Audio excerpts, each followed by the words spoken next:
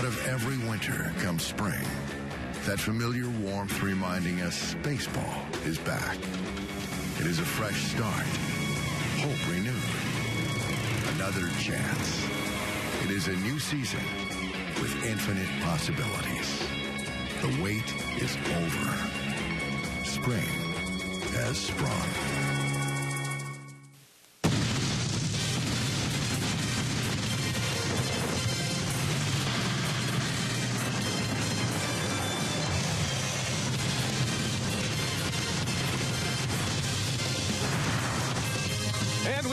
From Phoenix, Arizona, it is time once again for Brewer Spring Training Baseball from the Cactus League.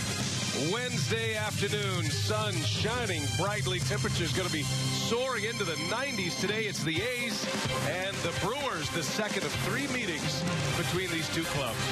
And everybody, we welcome you from Maryville. Great to have you with us alongside Bill Schroeder. I'm Brian Anderson. Looking forward to this day. We're going to see most of the back end of the bullpen today, including Francisco Rodriguez. And getting to start today, Rock, is Jimmy Nelson. High ERA. It's probably go time for him. Yeah, a little bit nervous, I would imagine, trying to fill the shoes of Yamani Gallardo. But in general, the starting rotation has been very good in spring training. It's been uneventful. Everybody getting to work in. No injuries. Look at the numbers for Loesch and Willie Peralta. Off the charts. Willie's looked outstanding. So has Loesch. Everybody else getting to work in. But expect Jimmy Nelson to pitch more like he will in his first start of the regular season. He's been tinkering around with some off-speed pitches, throwing a lot of curveballs early on in spring. Look for that to change. The Brewers' starting rotation has been going 6 or 5 innings. Look for Jimmy to try and do that today. Well, pitching is the name of the game. We're going to catch up with Rick Kranitz, the pitching coach today. Hopefully Jimmy Nelson, maybe Francisco Rodriguez with in-game interviews. Nelson will match up against the Oakland Athletics opening day starter, Sonny Gray. Baseball coming up from the Cactus League, the Brew Crew, and the Swingin' A's. It's next on Fox Sports Wisconsin.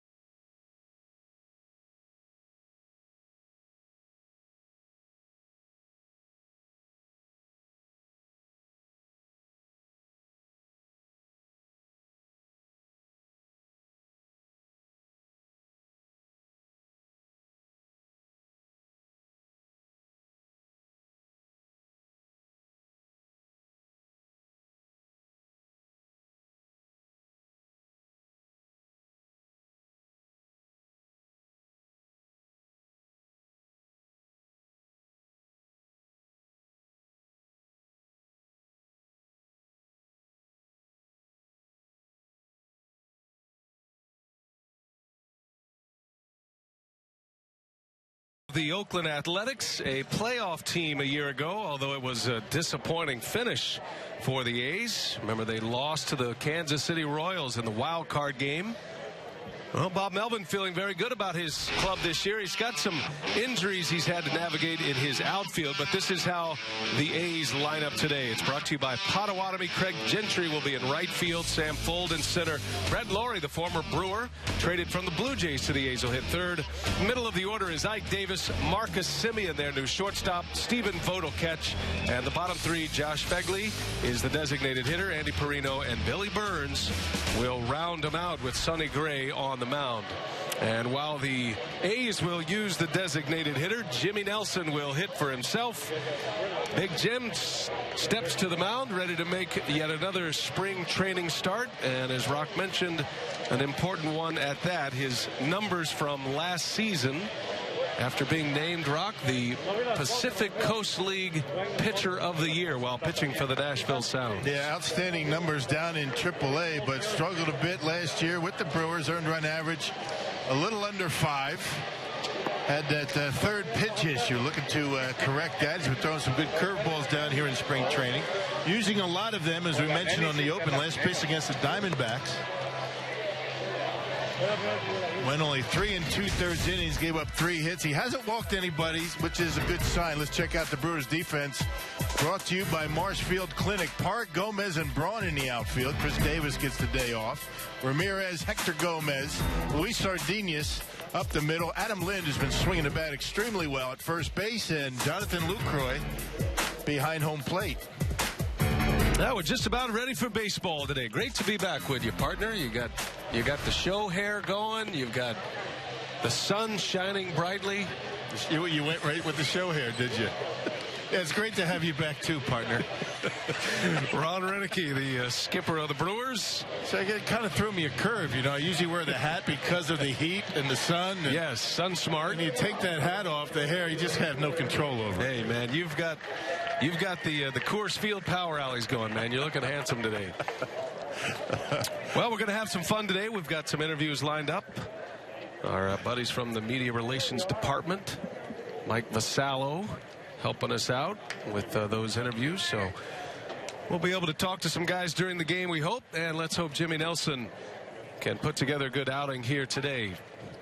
Ready to go. Chris Guccione is the home plate umpire, and Nelson's first pitch is inside for ball 1, and we're off and running here. It's going to be a warm week and weekend here in Phoenix, Arizona. It already feels like summer here. Temperatures are going to be soaring into the mid to upper 90s. So if you're planning on joining us here, and especially if you're from Wisconsin, make sure you find some shady space. Yeah, Saturday when we're back on TV, it will be a hat on open for sure when the weather's at 94, 95 degrees.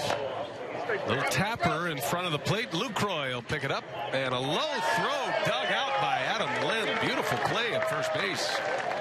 Hey, he's looked good over there at first. You know, got a little bit of a slow start. Back issues kept him away from first base, but he looked good over there. Made some nice plays, has a good throwing arm, and a nice pick on that play. Man, that guy can hit. Watching him in spring training, boy, you can see why he hit over 300 last year. Here's Sam Fuld now, the Oakland center fielder. Mentioned the A's are dealing with some injuries to their outfielders. Josh Reddick is their starting right fielder. He's been out with an oblique injury. They're hoping to get him back by opening day, but he might not make it back in time. Coco Crisp has been their center fielder in Oakland. They're going to move him to left field this year.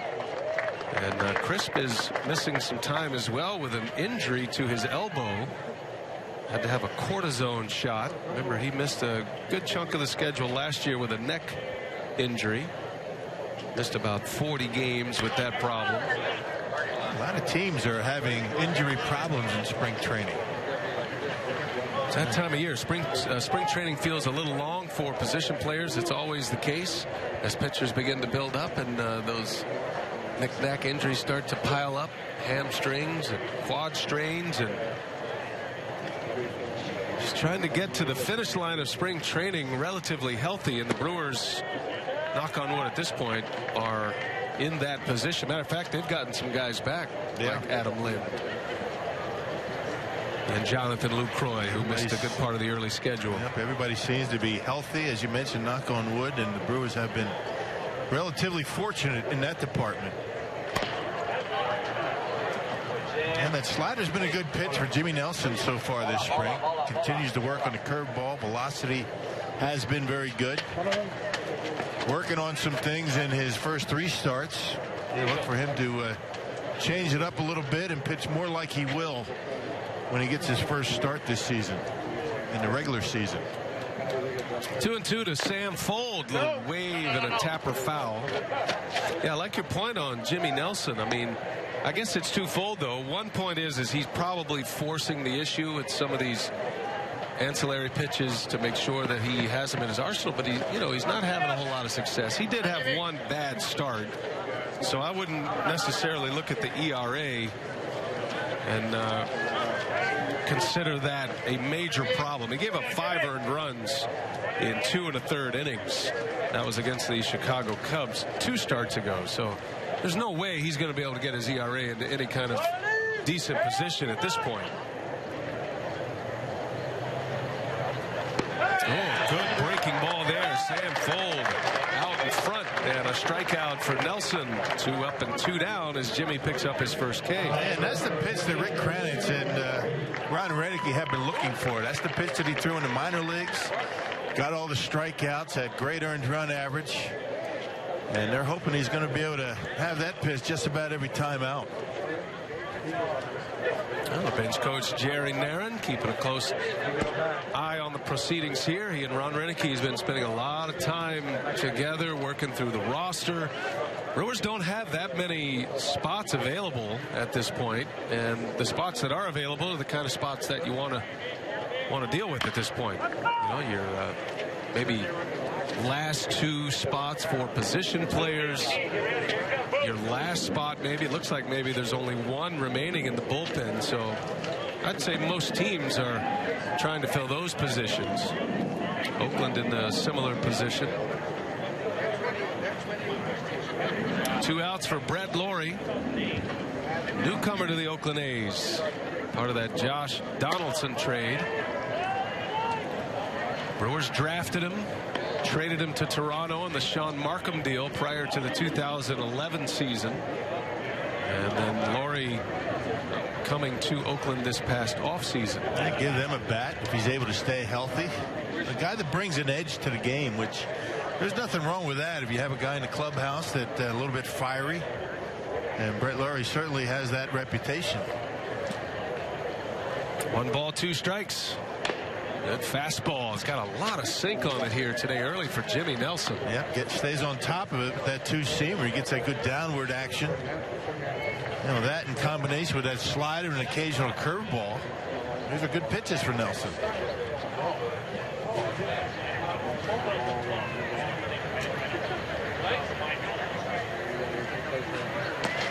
That sharp slider.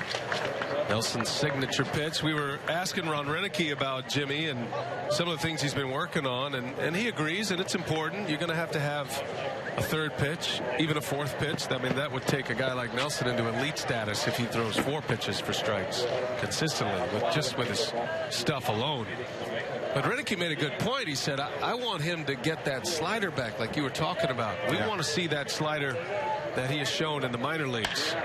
Lawrie turns that one around left field. That's over the head of Gerardo Parra. Hit like a bullet off the fence in left. And Lawrie is in with a double with 2 outs. Yeah, that ball was smoked. Not often you see Gerardo Parra get fooled by a ball out in the outfield very often, but he kind of stood his ground and then finally gave up and went to the wall. A good backspin on that swing from Brett Lawrie, and he hits a double. Now, we're unable to show you replays right now. We have a problem with one of our replay machines, so you have to use your DVR. Use your thumb at home. Just, go back, and then you can watch it. And well, the production truck is in spring training, right? I mean, we're all got to get ready for opening day. Got to get another hamster down there. That's the problem. Not the personnel that's working the stuff. That's not the problem. Batter is Ike Davis. Breaks his bat on the first swing. The former Met ended up in Pittsburgh last year. And he is tearing up the Cactus League. He's been swinging it well. Getting 500, even though he's dealing with some back problems. He's not 100%, but when he's played, he's been very good, putting up big numbers.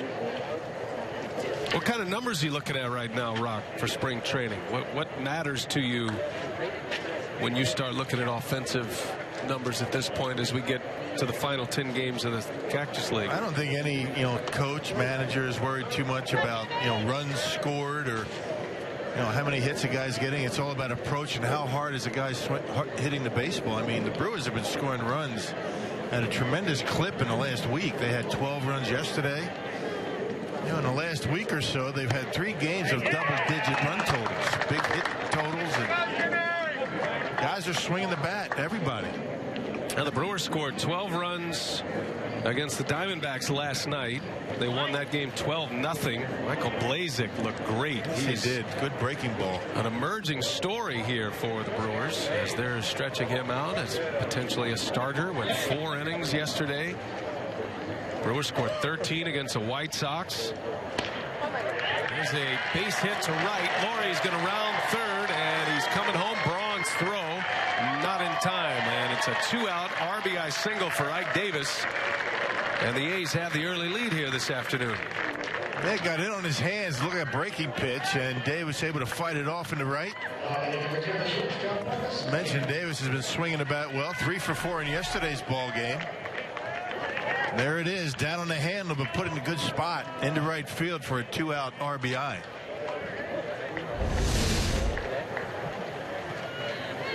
Now, you don't want to leave those sliders to left-handers if you're a right-handed pitcher up in the zone, even though they're in. You want them down and in, kind of that back leg breaking pitch. First ball swinging, Marcus Semien, and Sardinas makes the play to end the frame.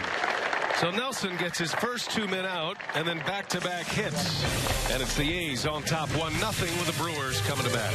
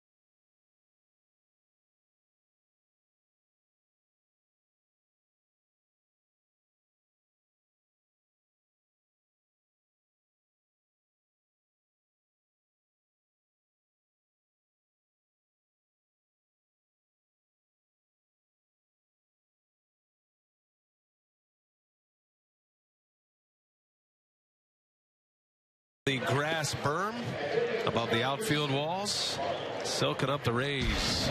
All right, here's how the Brewers line up today. It's brought to you by Potawatomi. Carlos Gomez leads off. Jonathan Lucroy in the 2 spot with Braun hitting third. Middle of the order is Ramirez, Lind, and Parra with Gomez, Sardinas, and Jimmy Nelson. And the top 5 guys in that batting order, Rock, is probably about the way it's going to look for opening day, you would think. Yep, it could be if Carlos Gomez is going to be the leadoff hitter. Jeanette's been getting a lot of work there, but Jeanette played in last night's ball game. And Sonny Gray, the A's opening day starter on the mound. He was the opening day starter last year. Terrific numbers for Gray. And Gomez on the first pitch turns one around. Goodbye. Carlos Gomez, a booming home run on the first pitch he sees from Sonny Gray. And no settling in against Carlos Gomez when he's leading off. I mean, first pitch down the middle. And good to see Gomez in the lineup. He came out of the game a couple of days ago. Kind of tweaked the shoulder on a head-first slide. That was that talking stick against Colorado. No problem with that swing. Now that's what he brings to the table as a leadoff hitter. You know, I think Renicky, as Jonathan Lucroy takes ball 1, Renicky has talked a lot about the leadoff spot, and the players that he has available to hit leadoff could not be more opposite in approach. You've got Scooter Gennett, basically, left-handed slap hitter, contact guy, and then you got Gomez, who's explosive as anyone. and he's probably best served in the middle of the order, but Renicky loves that power threat at the top. That's a nice way to start a game, though, isn't it? No question. Lucroy dribbles one out to second base, where Perino is waiting. There's out number one. Well, Scooter's been getting a lot of opportunities in that leadoff spot. And if he can't do it, Gomez is the guy that will be able to take care of that. As you take a look at the A's as they line up defensively, got Burns, Fold, and Gentry in the outfield. Laurie, Simeon, Perino, and Davis from third to first, and both behind home plate. The A's Marshfield Clinic defense. One gone here is Ryan Braun. Got a couple of home runs now in the Cactus League. Took him a while to get going, but he's starting to hit with some power, and says all is good with the thumb. No problems yet. He did say, see me at the end of spring training and I'll answer the thumb questions. But so far so good. Gonna sneak that one through for a base hit. So Ryan Braun with a one-out single. And he's been much better at handling pitches in on him. Right now, that was a problem for him last year with that thumb issue. He's got a couple of home runs this week. Had back-to-back games with long balls. Braun's swinging it well, feeling good at the plate. I suppose there's a little confidence boosting period where you're not going to feel that pain. Your mind remembers the pain that you had with the thumb injury when you get jammed. It takes a little while to get your confidence back. Then you feel as though you get jammed early in spring. You might be right back where you started. But Braun, as you mentioned, slow start, maybe not real aggressive at the plate. Renicky actually was a little concerned early on, but not anymore. Aramis Ramirez with one away. A run is in on a Carlos Gomez homer. All tied at one here in the first, and Ramirez pulls one foul. Aramis has driven in 3. He's played a lot. He's a guy that likes a lot of at-bats. Some guys like to play every other day. Ramirez is one of those guys that would rather go for 2 at-bats as opposed to 3 and play in back-to-back games. And now as you start to get to the final week and a half here, 10 games left on the Cactus League schedule, you'll probably see some of the starters play more. Wow, what a hot shot. Laurie gloves it, throws, and it is in. Oh, no, not in time. Look out. Close play. That was some kind of play by Brett Laurie on a rocket off the bat of Ramirez. I tell you, talking about undressing an infielder. That's going to go down as a base hit. That was one heck of a stab by Brett Laurie. Able to knock it down. It looked as though he beat Ramirez to the base. I said the throw beat him, it looked like, but called safe. Again, if you're just picking us up, we're having some difficulties with our replay machine, so we're unable to show you that. We would love to, but not available at this point. Take our word for it. First and second with one away. Here's Adam Lind. Lind and Laurie were having a nice chat before the game today. Former teammates with Toronto. Brewers trading Marco Estrada to Toronto to acquire Adam Lind, and they're hoping to settle their first base carousel. And a number of players that have occupied that position since Prince Fielder left for free agency. And he looks really good at the plate. He's got a sweet swing, keeps that bat in the hitting zone a long time, and covers the outside corner very well. Hits the ball into the left center field gap. He's looked pretty good at first base, too. Yeah, Lind had a nice pick in the top of the first inning on a low throw from Lucroy, the first out of the game. Scooped it well. Lind's going to get a chance for the Brewers to be more than a platoon player. He's going to get a chance to play every day, face lefties. I would imagine Jonathan Lucroy, who has now been working out at first base a little bit, is still going to get some time at first when there's a tough lefty on the mound, but it's not a platoon situation, at least to start, for Adam Lind. And really, there's not that many in the Central Division. You got Liriano over in Pittsburgh. You got John Lester.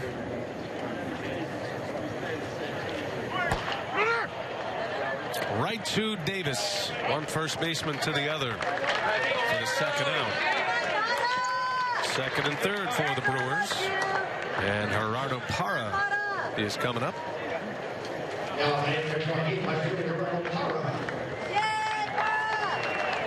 A run is in on a Carlos Gomez home run. First pitch he saw from Sonny Gray to tie the game. And we'll see if Parra can pick up a couple of ribbies here.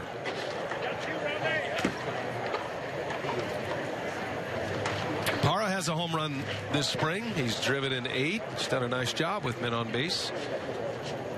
He and Carlos Gomez with 8 RBIs apiece. That skips away. Braun wisely holds his ground. 8 RBIs leads the team right now for the Brewers. There's a few guys in there. Chris Davis has 8 RBIs in 13 games. He is tearing it up this spring at the plate. Long has 8 RBIs as well, and then Parra, and now Gomez after that home run earlier in this inning. Yeah, Chris Davis and Maldonado have played the most of any 2 of the Brewers that are going to make the ball club.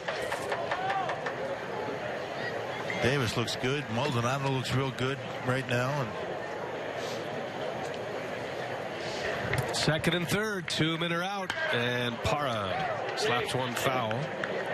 Brewers have a nice little group in the outfield.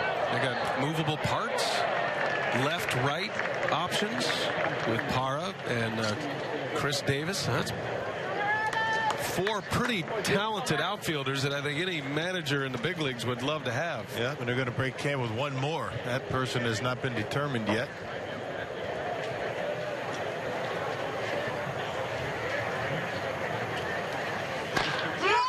Bouncing ball out to Perino. That will retire the side. So both starting pitchers give up first inning runs. Sonny Gray heads to the dugout. Jimmy Nelson back to work.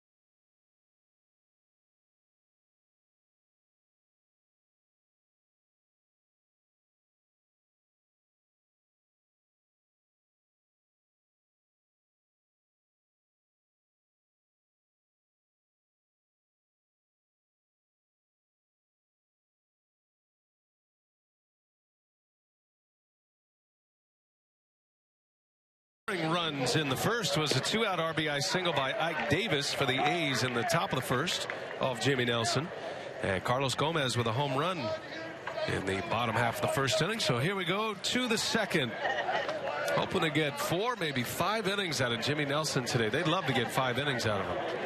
Keep pushing towards opening day, build up to that 100 pitch number. He's got to be able to get some outs early in the count. One thing he's been doing this spring is, a lot of pitches per batter. Got to limit that. You're able to stick around the ball game a little bit longer. Nelson with 20 pitches in the first inning. Back at work, Stephen Vogt, the A's catcher, takes strike 1. I'm going to try to catch up with Brewers pitching coach Rick Kranitz today. He's scheduled as an in-game interview for us, and he had an interesting concept that's been floating around a little bit, and a lot of baseball people that I've talked to in the last week or so are really embracing this notion that when you're trying to build up starting pitchers, and we'll ask Rick about this as well, as Vogt singles into center field for a base hit. But as you're trying to build up starting pitchers, if they have a bad outing in the spring because you play normal regulation season rules, the guy has a bad outing, you have to bring him out of a game. You know, if he's up there in the 25-30 pitch count. Bad inning, you mean. Bad inning, I'm sorry, bad inning. You've got to take him out, and then he's done. So Kranitz proposed, and the more I think about it, the more I like it. Makes sense. You'd be able to bring a reliever in to get out of that inning. You know, one of your just-in-case players or a minor league guy to get out of the inning. Let that starting pitcher go back. There's a shot right at second. Sardinas will flip it into a double play. Josh Fegley lines out, and it turns into 2 as Vogt was off the bag.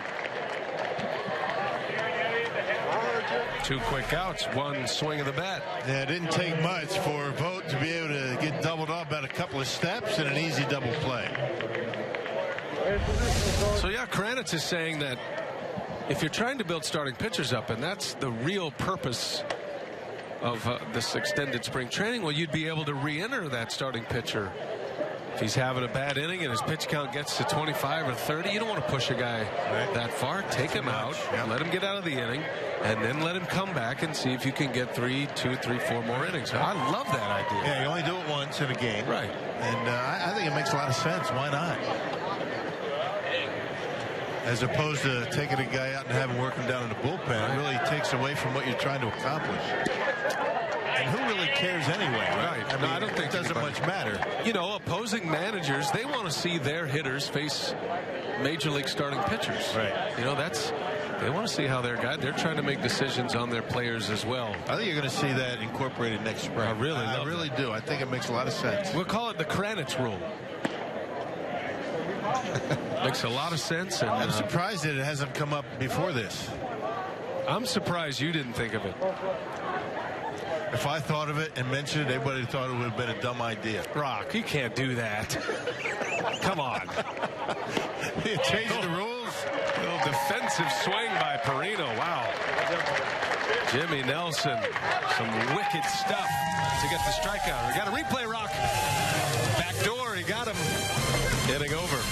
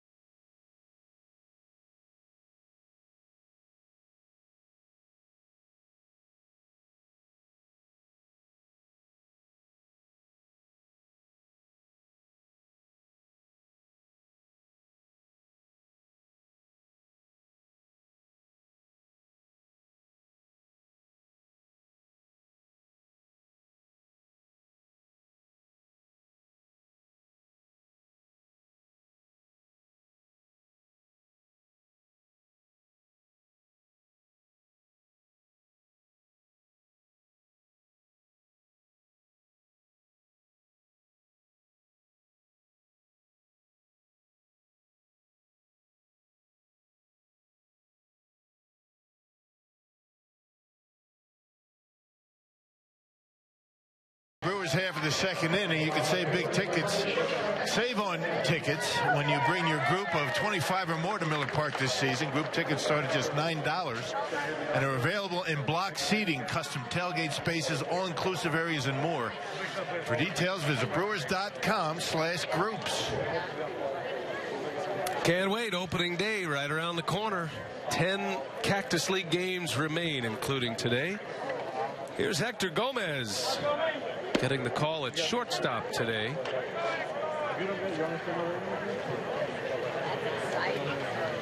Gomez trying to make this ball club as a utility infielder, a shortstop by trade, but he's proven he can play third and second.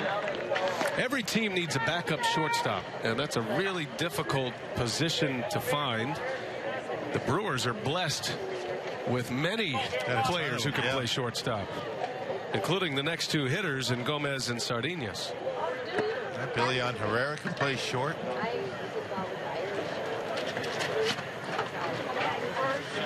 It'd be interesting to see how the Brewers work this final spot, this final utility spot in the infield. Actually, two guys.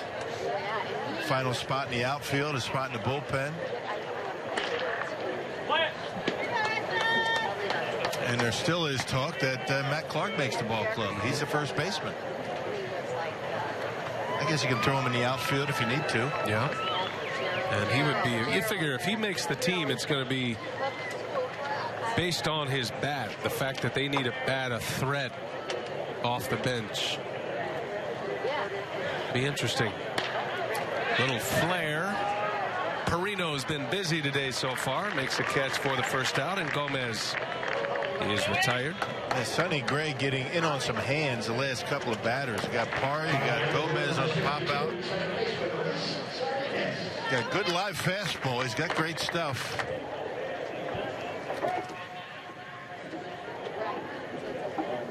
Oakland has great pitching. Even though they lost Lester to free agency, they traded away Jeff Samardzija, two pitchers they acquired last year. They went to dealing once again. Their pitching depth, though, goes about 7 to 8 deep. They have traded their last 3 all-star pitchers, Gio Gonzalez, Trevor Cahill, and Andrew Bailey. And then they traded Josh Donaldson this offseason, who many feel is an MVP candidate in the American League. But what they got in return is a haul of talented young pitchers.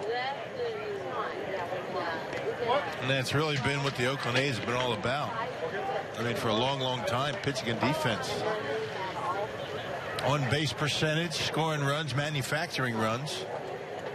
I think the big question for Bob Melvin and the A's, can they hold water? Can they keep themselves in a position until two of their best come back? A.J. Griffin and Jared Parker are both returning from Tommy John ligament replacement surgery. And those two are back in their rehab, and they're pitching well. And Parker and Griffin hoping to be back by June. So that's going to make them even deeper at the top of their rotation now. And Melvin has announced Sonny Gray as his opening day starter, but he calls his top 2 starters 1 and 1A. Scott Kazmir, the left-hander, is the other starter whom they just got. Turned his career around again. No Boy, there was question. a few years where he was having a rough time, but he's back. Full count to Sardinas. Big chopper out to short, and it's booted out there by Simeon. I'm surprised Brett Laurie let that one go. I think he was the only one that had a shot. Sardinas can scoot down that line. Check it out. Brett Laurie goes after it. He starts after it and stops. And maybe not able to get there, and allowed Simeon an opportunity to see the baseball and try and make a play. It's going to be tough for Simeon to throw out Sardinas anyway, but didn't exactly play that well. Gives Jimmy Nelson a chance to bunt, and he'll take a ball down and in. A's are using the DH today. Ron Renicky says no problem. Brewers have their pitcher hitting. And look for him to drop down a bunt. This is why you have him hit. Practice advancing base runners.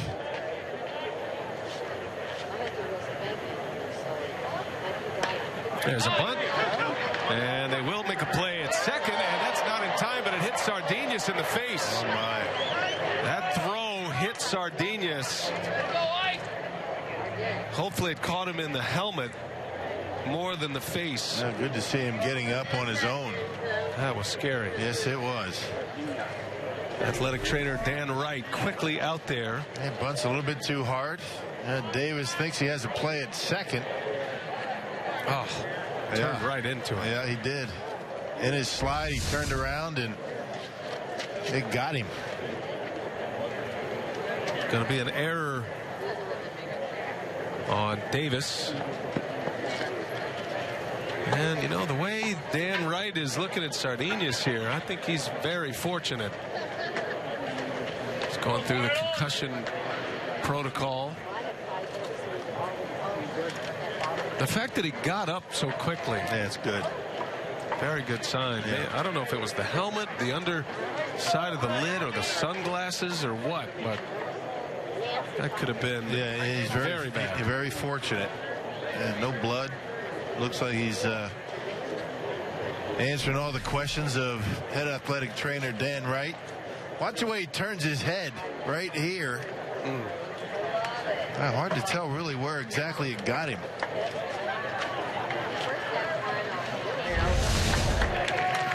Well, he is going to stay in the game, so Brewers very fortunate there. Their talented young shortstop. You see he's kind of looking at the lid of his helmet, so obviously that thrown ball got a piece of that helmet, and boy, he's lucky.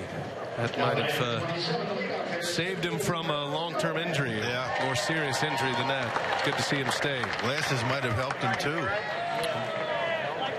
They would take no chances by leaving him in the game if he wasn't completely okay. So no error there, Rock. They changed that. It's going to be a fielder's choice.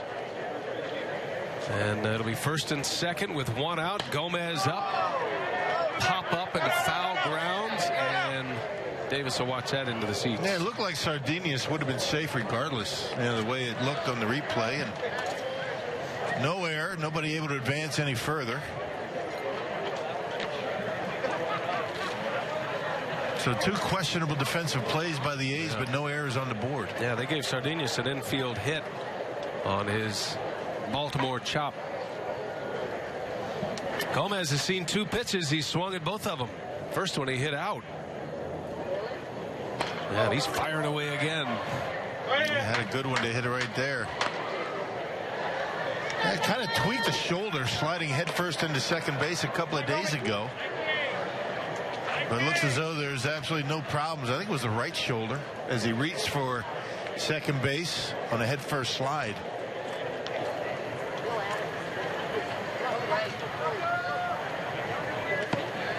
Good block and a throw to second. A little late.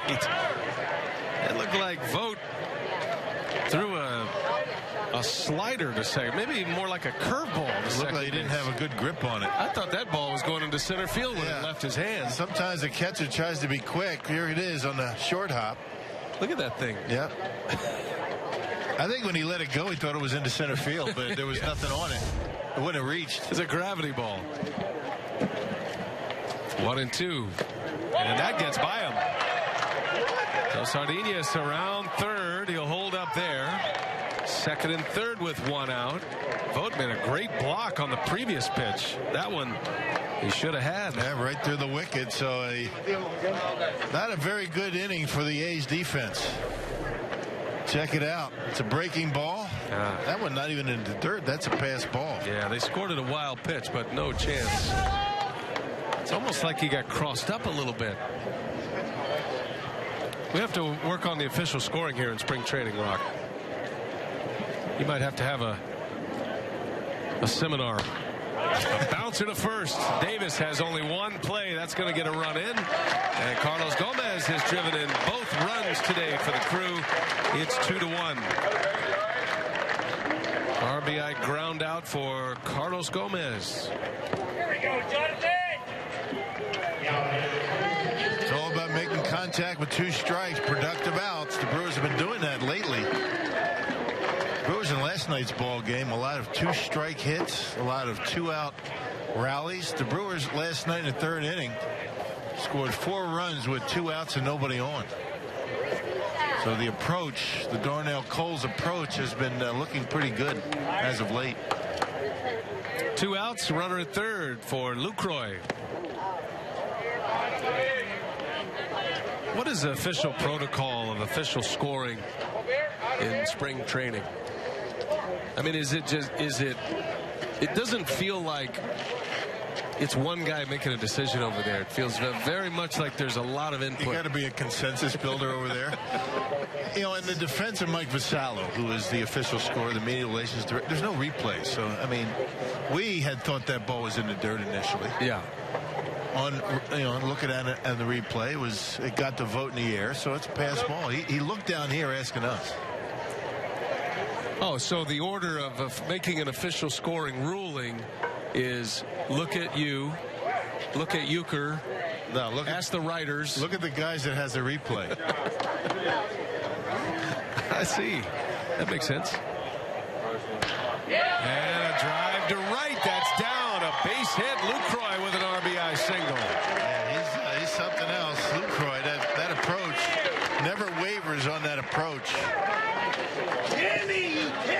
Another 2-out base hit for Milwaukee. Had a bunch of them yesterday. An inside-out stroke. A lot of guys try to pull that baseball, not Lucroy. A lot of hits in right field. Jimmy Nelson gets a trip around the bases. Scores the third Milwaukee run. 3-1 Brew Crew. And that'll bring up Ryan Braun now, who singled his last time up.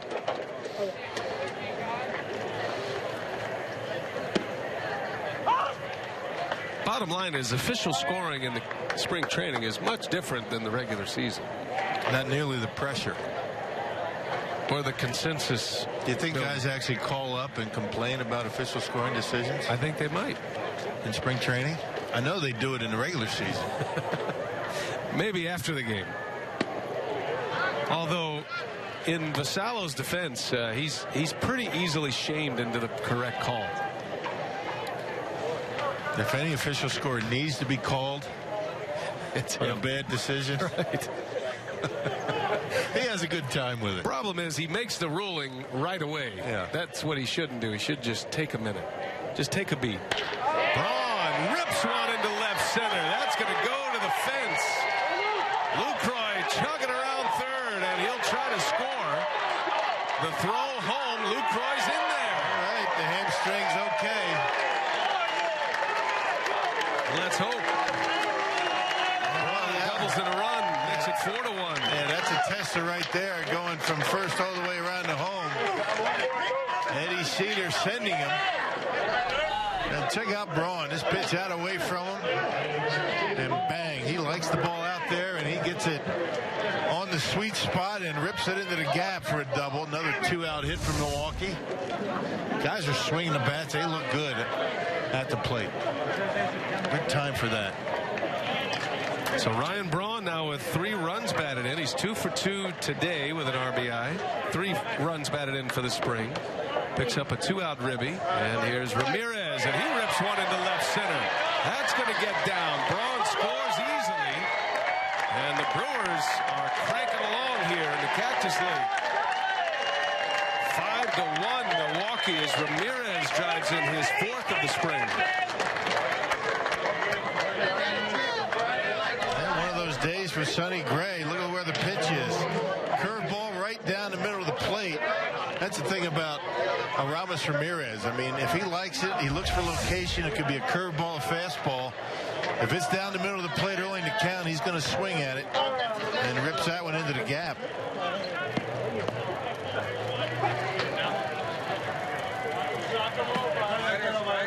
Adam Lind takes a ball low from Gray. Milwaukee has been scoring a ton of runs this week. An amazing number of runs. 12 yesterday. That ball is popped high. Going to stay in fair territory. That's not an easy play. Laurie puts it away for the final out. So a good catch over there by the third baseman on a tough Sunday here in Arizona. And the Brewers rolling along here early. 4 runs in the second, and they lead 5-1.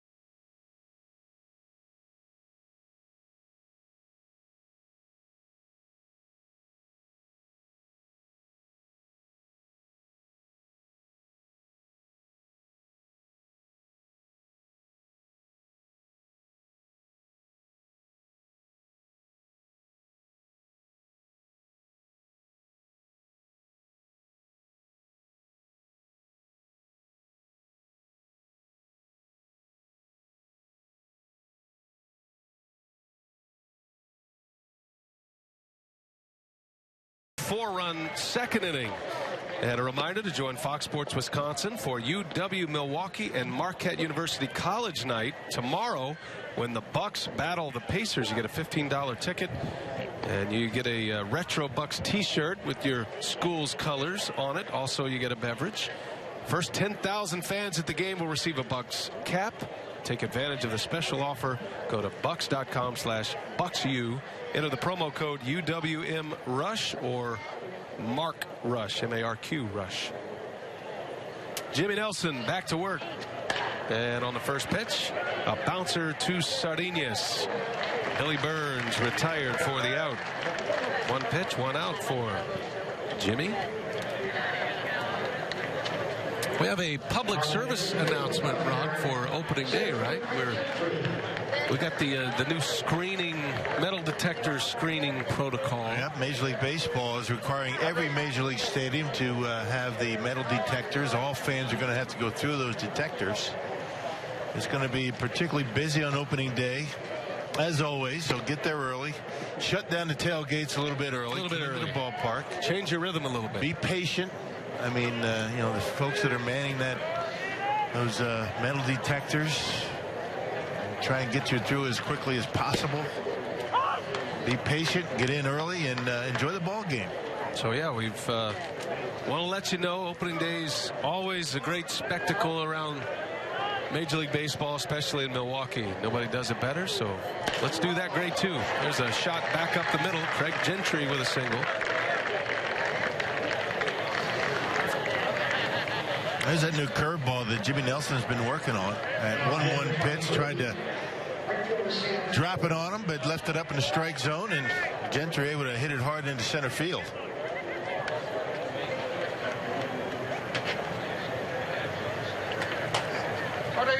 So 1 out with a man on, and here is Sam Fold.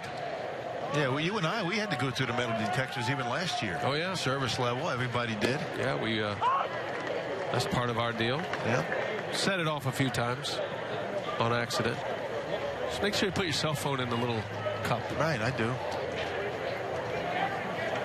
Leave it there a lot, but hey, nobody's going to be calling me during the game anyway.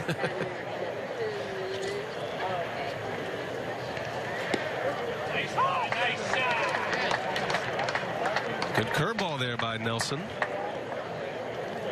Gentry and Fold, the center field platoon for the A's this year. And today, Fold started in center field. Gentry played center last inning. They flip-flopped. Ground ball, Sardinas right off the end of his glove. And all the way to third goes the speedy Gentry. Fire to first. Everybody's safe. Sardinas was there to make a play. He was not going to be able to get the runner at second, but certainly had an out at first if he comes up with it cleanly. Yeah, that's a play you got to make right there. Brewers started out very poorly defensively, but lately it's been pretty good. This is one that he should have been able to handle right off the end of the glove. He was thinking about making the throw before he had it. And that'll be an error. So first and third now with one away. Nelson looking for a ground ball here. Brett Laurie at the plate. And he sends one to center field. Deep on the run is Gomez. What a play by Carlos Gomez. A run scores on a sacrifice fly. But Gomez saves extra bases. He's something else, isn't he? Even in spring training. He's playing deep. You can see Laurie gives it a pretty good ride. He takes a perfect angle on that baseball. One false step right there, that's a double at least. Probably would have cleared the bases, but Gomez able to run it down as he usually does. The second out. 5-2 Brewers now. And with two away and a runner at first, here's Ike Davis. Well, he is so fun to watch. Carlos won a Gold Glove 2 years ago. To center field, deep. Gomez going back, looking up, and it's gone. Ike Davis sends one off the batter's eye in center field. A two-run home run with 2 outs. Makes it 5-4 Milwaukee. Davis with 3 RBIs. Yeah, Jimmy Nelson throwing a lot of strikes. We showed you his numbers before he started today. Earned an average at 9. He has not walked a batter the entire spring. Maybe throwing too many strikes. I don't know. And that one way back in center field. That was hammered. And Davis continues his great hitting this spring. That's his first home run, though. It's 2 for 2 today. First pitch strike to Marcus Semien. Semien set to be the A's starting shortstop this year. Oakland got him from the White Sox. He was part of that Jeff Samardzija trade.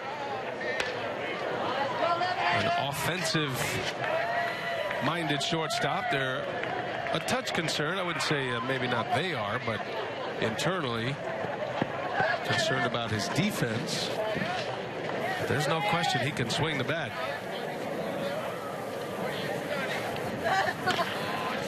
Bouncing ball right to Ramirez on a nice easy hop, and that will retire the side. Well, Jimmy Nelson's spring training struggles continue. Gives up 3 here in the third. It's 5-4 as we go to the home half.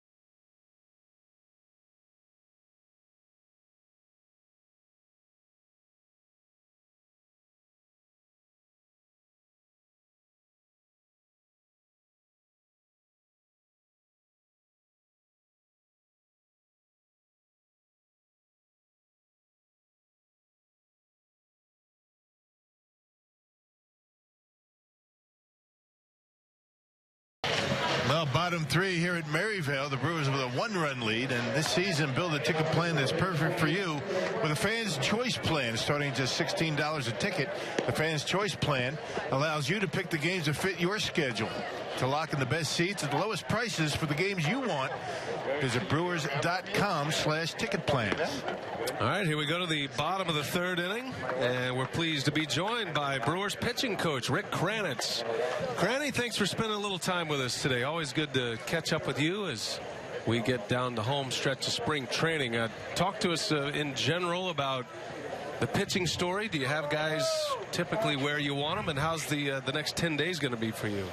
Yeah, well, we're getting close. Now Jimmy's up to 75 pitches today, and he'll go 90 the next time, and then we might back him back down to 70, 75. So yeah, we're getting right there. It's that time, where the guys are, getting 5 and 6 innings, and face the order, 2 and 3 times through. So it's about ready to go. We're about ready. Hey, you got to be happy about your pitching staff in general. Starters are looking pretty good. I mean, Kyle Loesch and Peralta off the charts, looking good. Solid in the bullpen. You got some decisions to make. What's going to make the decision for you as to that last spot in the bullpen? Well, we'll get together and we'll see. It's nice that we have a few guys fighting for a couple of spots there, which is, that's huge. Where we can make a good decision. Hopefully on the need of the ball club. Whether it's a guy with a little more length or, we're not sure what we're gonna do yet, but we're gonna let them fight it out here, and may the best man win. Yeah, Jimmy Nelson seems to be throwing the baseball well. Let me ask you this question. Guy's been now 4 starts. He has not walked a batter here in spring training. Is it a case maybe with Jimmy throwing maybe too many strikes when he doesn't really have to? Well, I think what you just saw in that inning, and he actually, the earlier innings, he got ahead, and then he's trying to bury his breaking ball, and he's leaving it over the plate. And, that's a little bit of a problem at the big league level. You have to be able to get it below the zone. His early breaking balls are not throwing for strikes, and his later breaking balls are throwing for strikes, and that's exactly the opposite way you want to do it. So basically, some of these hitters are, now they look like they've eliminated his slider, and they're looking pretty much fastball early in the count. So he just has to be able to bury some of those off-speed pitches, or at least that slider late in the count. Visiting with Rick Kranitz as Gerardo Parra bats here to start the bottom of the 3rd inning. Rick, the Brewers pitching coach, and more on Jimmy Nelson, Rick, as you watch him. We've talked a lot about some of the things that he's worked on. He developed this spike curveball that he's tried to implement, and how much of that are you willing to keep at this time, and when do you start moving on to what's going to be your repertoire when the season starts? I guess I'm saying, when do you start to see the repertoire of what you would actually use in a game in a regular season? Well, he had the strikeout. His first strikeout was by the curveball.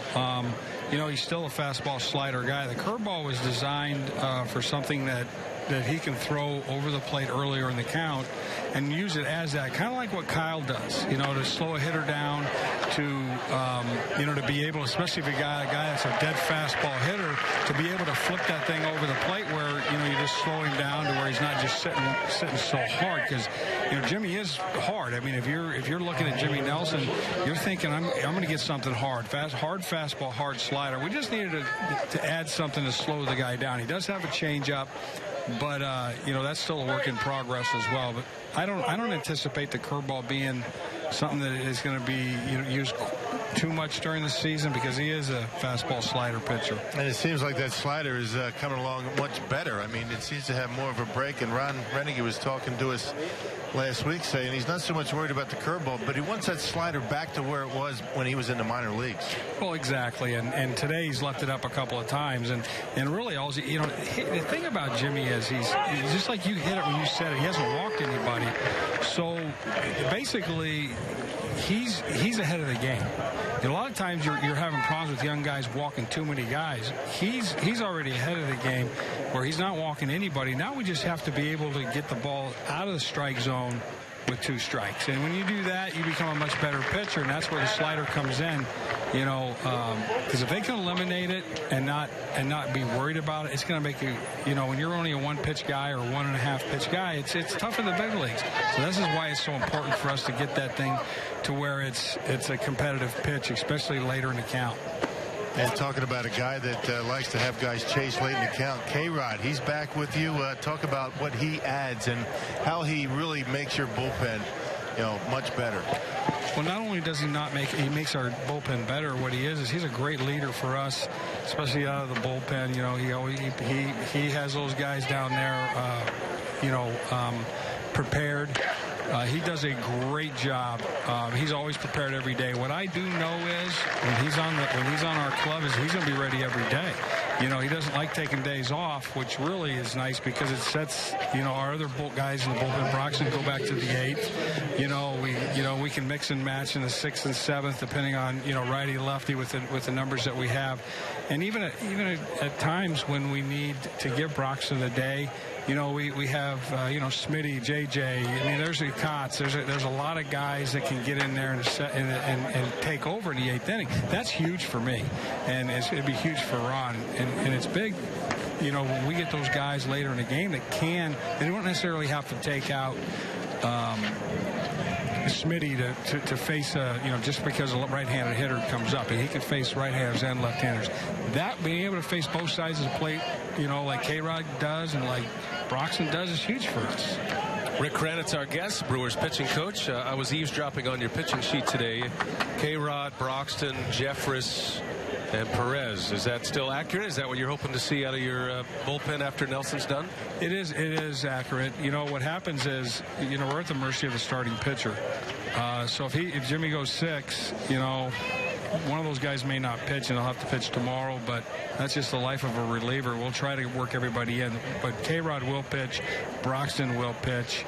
That much, and so will JJ. JJ will pitch today. So, you know, Perez, hopefully he'll get in. If not, he'll pitch tomorrow. Is it by design that you stack up what would essentially be your 7th, 8th, and 9th inning pitchers on the same day, or did it just fall that way because of the way the schedule works? You know, a lot of times it's the way the schedule works, but with Jeffress, you know, I like to put him with Broxton and K-Rod because they like to pick on him. And, you know, he's a pretty good target for him. So, nice. You know, that's one of the reasons. Let me try to sneak in one question here where there's 2 outs as Nelson takes a pitch for us. We appreciate that. Thoughts on Michael Blazek, who pitched yesterday, and Tyler Thornburg at this point of the spring? You know, both of them tremendous. Both of, you know, they both put themselves in a great position to make this club. I mean, one way or another. I mean, it's nice. It's nice to have guys that can go multiple innings for us. You know, and we've had a couple of guys that have you know, Willie had a little bit of a groin, and we've the other day, and we had Fires that had to be backed up a little bit. So, you know what? These guys have stepped in and done a really nice job. They're putting the pressure on those guys, you know, because you can never have enough pitching. But I'm going to tell you this. I'm watching this game, and got a pretty good pitcher on the mound for those guys. And I watched Jimmy Nelson come up to the plate with 2 outs. This is the situation we've talked about all along, where you walk the 8-hitter. You've just done set up the inning.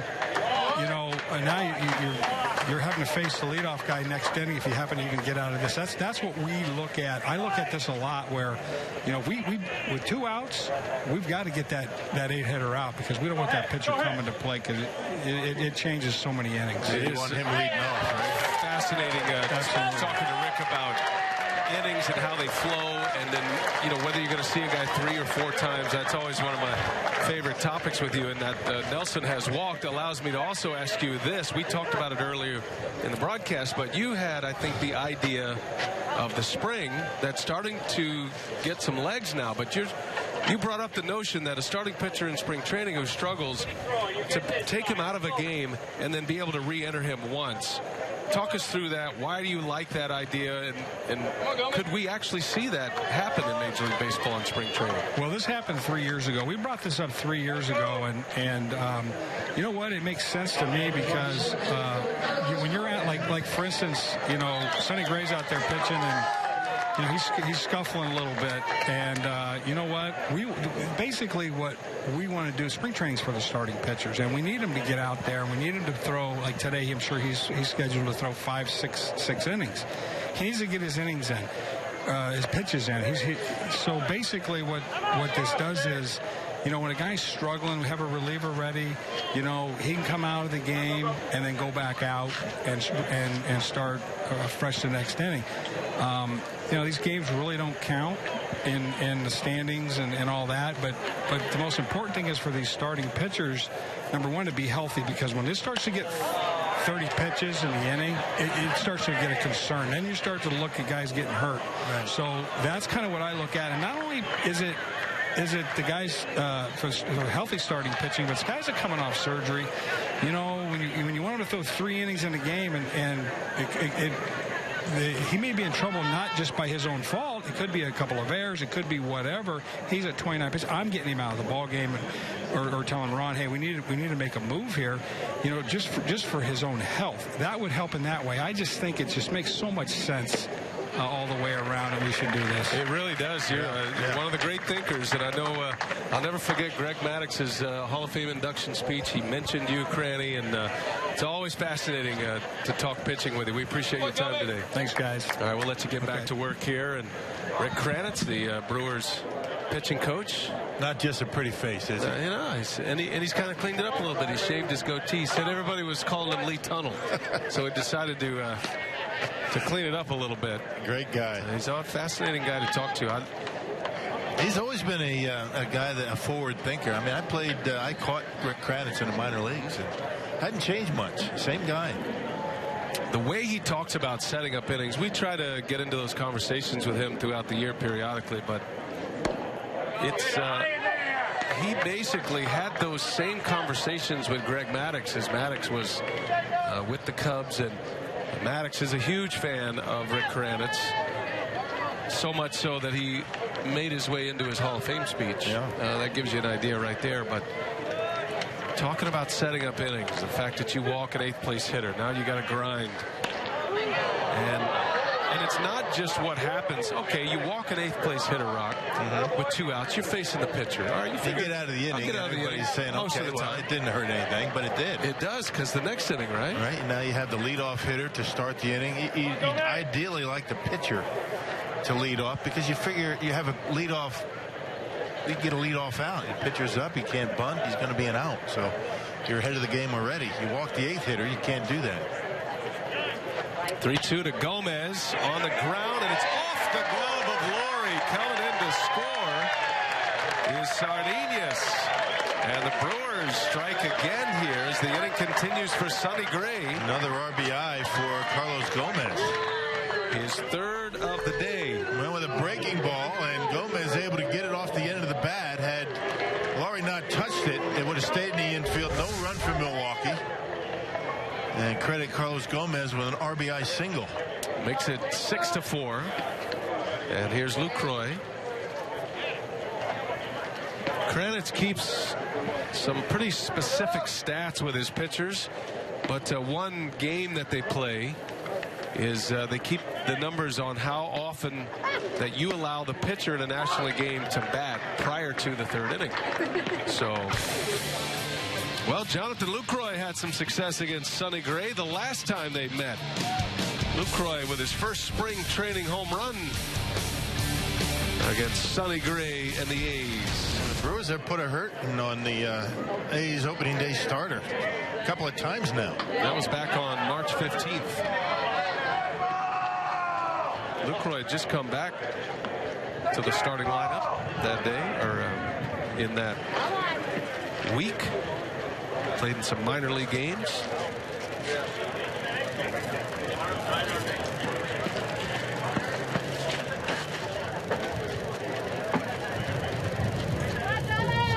Bottom of the 3rd at Maryville. In the heart of Phoenix here. It's 6-4 Brewers. They have runners at 1st and 2nd. Their starting pitcher is the runner at 2nd with the speedy Gomez behind him. Lucroy checks his swing.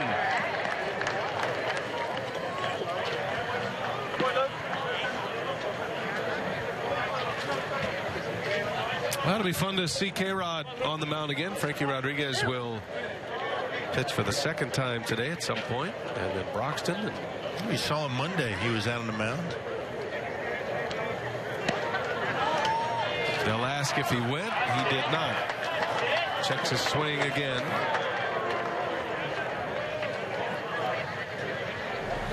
You don't see Luke check his swing on back-to-back pitches. That one on the inside corner, and more like trying to get out of the way. Almost went through too far.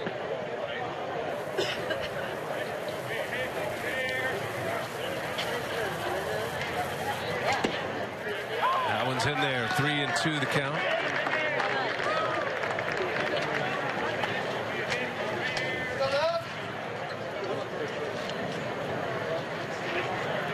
Now the Brewers up 6-4. They've out-hit Oakland already, 8-5. We're only in the 3rd. 2 on, 2 out for Lucroy. Runners go. Lucroy slaps it foul. Jonathan was part of a photo shoot today with team photographer Scott Paulus. And Scott gave me a sneak peek at some of the photos. So they lit a bat on fire. And Lucroy swung the bat. And the images that it produced, crazy. It's incredible. You're going to love it. Runners go. Lucroy fouls it away again. A little bit late.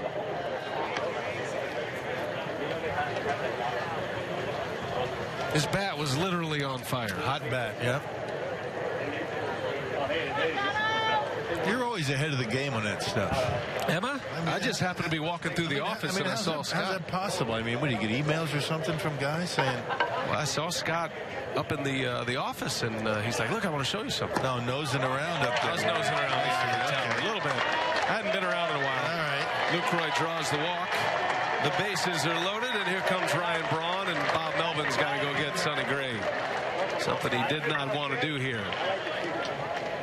And an inning that would not end for Gray, a pitching change. This is exactly what Rick Krenitz was talking about here. Yeah, this is not a very good outing for Sonny Gray. So Melvin will go to the pen. The bases are loaded up with 2 outs. We'll take a timeout. See if the Brewers can cash in a few more.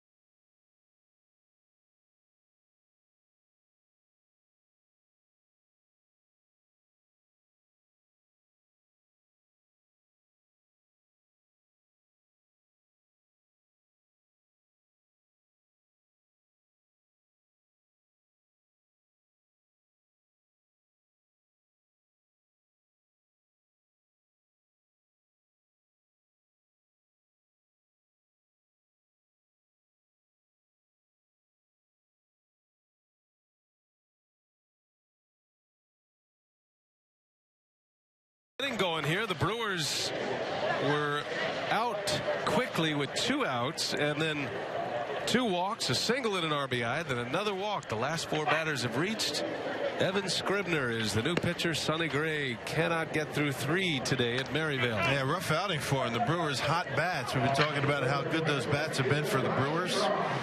Getting to Sonny Gray today, but Scribner, Evan Scribner, each of the last 3 years has bounced between AAA Sacramento and the Oakland A's. 13 appearances for the A's last year, all out of the bullpen. 2 outs, nobody on, and the 8th place hitter at the plate. And the inning continues here. Ryan Braun, who hits 3rd in the lineup with the bases loaded, 2 outs. First pitch curveball in there from Scribner. And a big one. He's got a good curveball straight over the top. A 12-6 rotation and a fastball to go with it. Doesn't throw hard.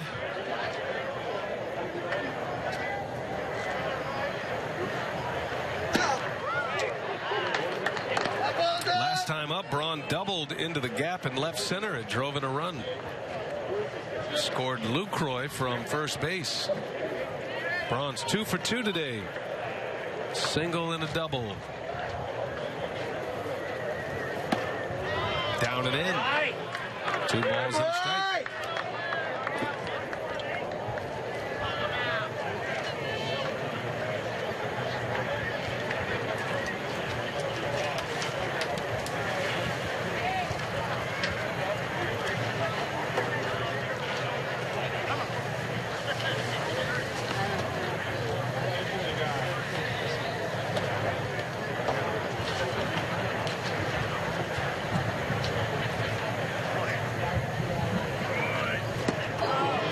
Breaking ball. Yeah, put a little bit more on that one. More like a slider that time.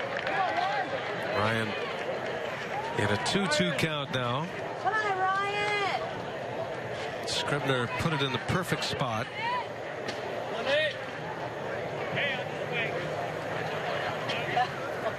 6 runs in on Sonny Gray. 3 of them still belong to him. He'll do another one, a little slower this time. And Braun is out. Inning is over. The Brewers strand, the bases loaded, but They put a run on the board, and they lead 6-4 after 3 innings in the Cactus League.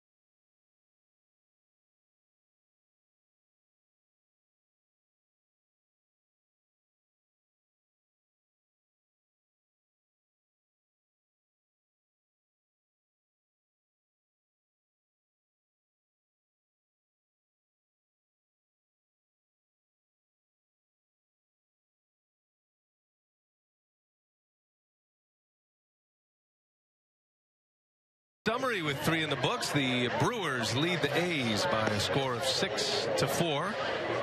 Game summary brought to you by Cousins. And it's been a lot of offense early. What's got your eye so far here, Rock, the first 3 innings? The Brewers offense, I mean, they continue to swing the bat well. And, you're talking about, putting up 6 runs on 8 hits against, Sonny Gray, opening day starter back-to-back years for the A's. I mean, that's saying something. These guys are swinging the bats well after getting off to a very slow start this spring. Well, Jimmy Nelson will go back to work. Jimmy so far has given up 4 runs. Gave up 3 runs last inning. And we had a visit with Rick Kranitz talking about Jimmy Nelson, and we'll see if he starts to implement some of those things that Rick was talking about, especially with his 2-strike breaking balls. Trying to get him down out of the strike zone, not hanging him up in the zone where they become very hittable. Nelson threw 20 pitches in the first. He had a very quick second inning, threw just 8 pitches, and picked up his second strikeout in that inning. Last inning, Nelson with 12 pitches. So he's got 40 in the books here. Kranitz said he'd like to get him to about 75 today if possible. He's got Stephen Vogt to lead off, Josh Fegley and Andy Perino. 6, 7, and 8 in the A's order. Vogt, the Athletics catcher, singled his last time up. There's a good hook. Get him a strike. That's what Kranitz was saying. He goes, his first pitch breaking balls, his get-over curveball has been good. He's been getting some early strikes. And it really doesn't have to be a good curveball. Just throw it for strikes, something other than a fastball. That looked like a changeup there in there for a strike. Particularly when you have the reputation of throwing a lot of fastballs early in the count. That'll be a very effective pitch for him. All right, so if he follows his pitching coach's orders, he'll throw a slider in the dirt maybe. Curveball missed, but it was a ball. They left it up, though. Left it up, but off the outside corner. Those are the ones you want to have Lucroy blocking in the dirt.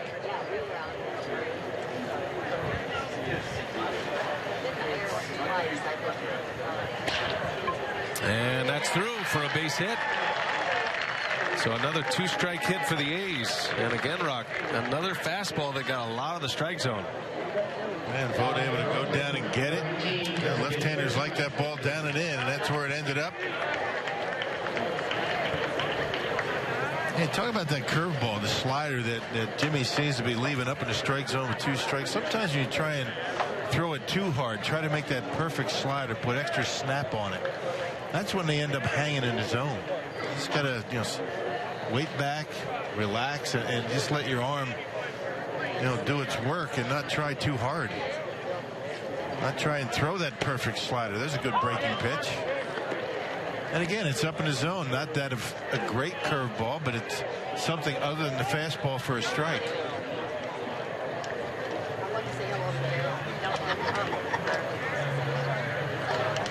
The Athletics designated hitter, Josh Phegley, the batter.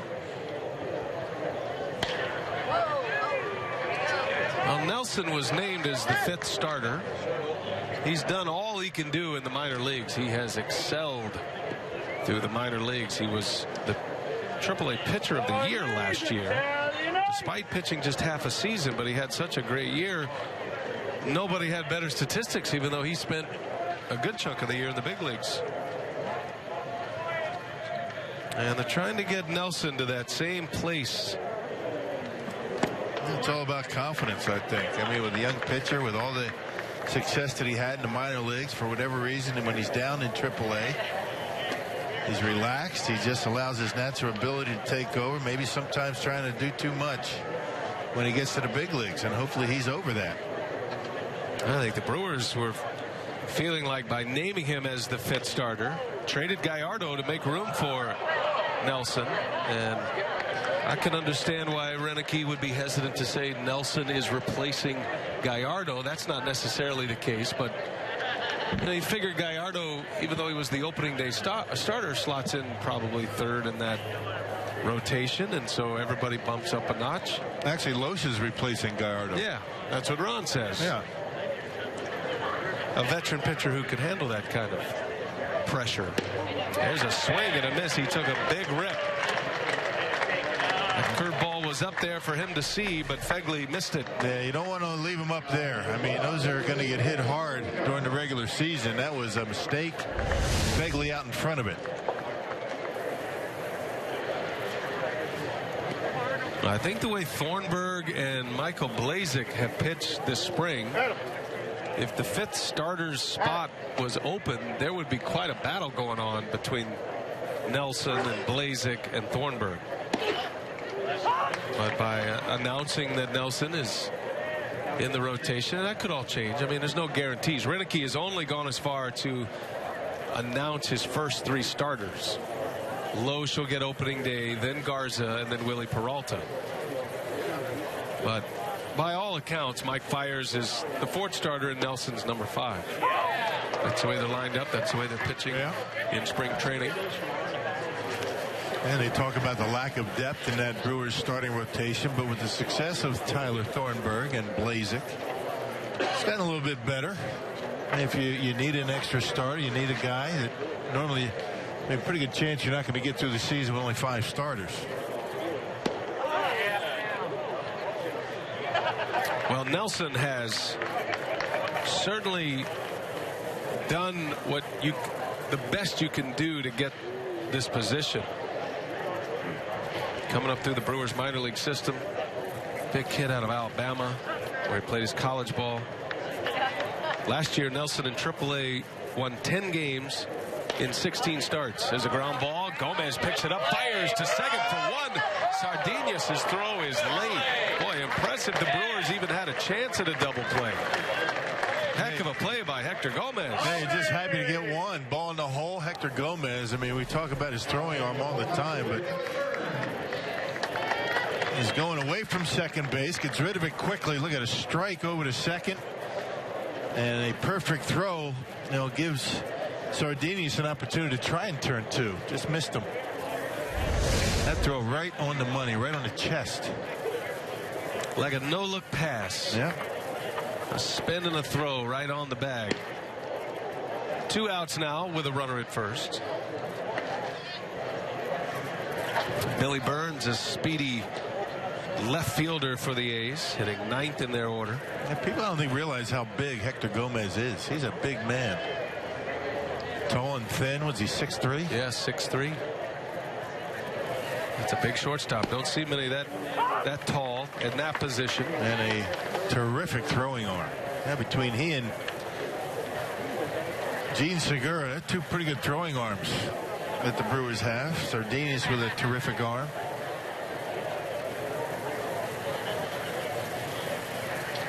Two outs. Nelson trying to get through this 4th. 6-4 Brewers. Aside from the wins for Nelson last year, he had a 1.46 ERA in AAA.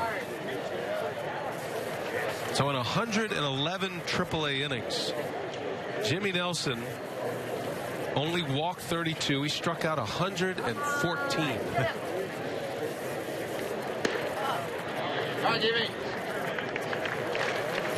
Nearly a 4-to-1 strikeout to walk ratio. Yeah, that's pretty good. And he kept his hits down as well. Yeah, look at that. Only 14 pitches out of the strike zone today.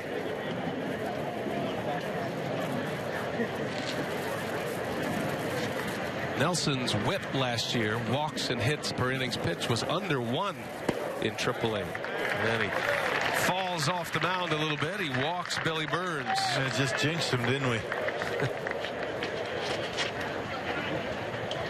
Lucroy on his way out.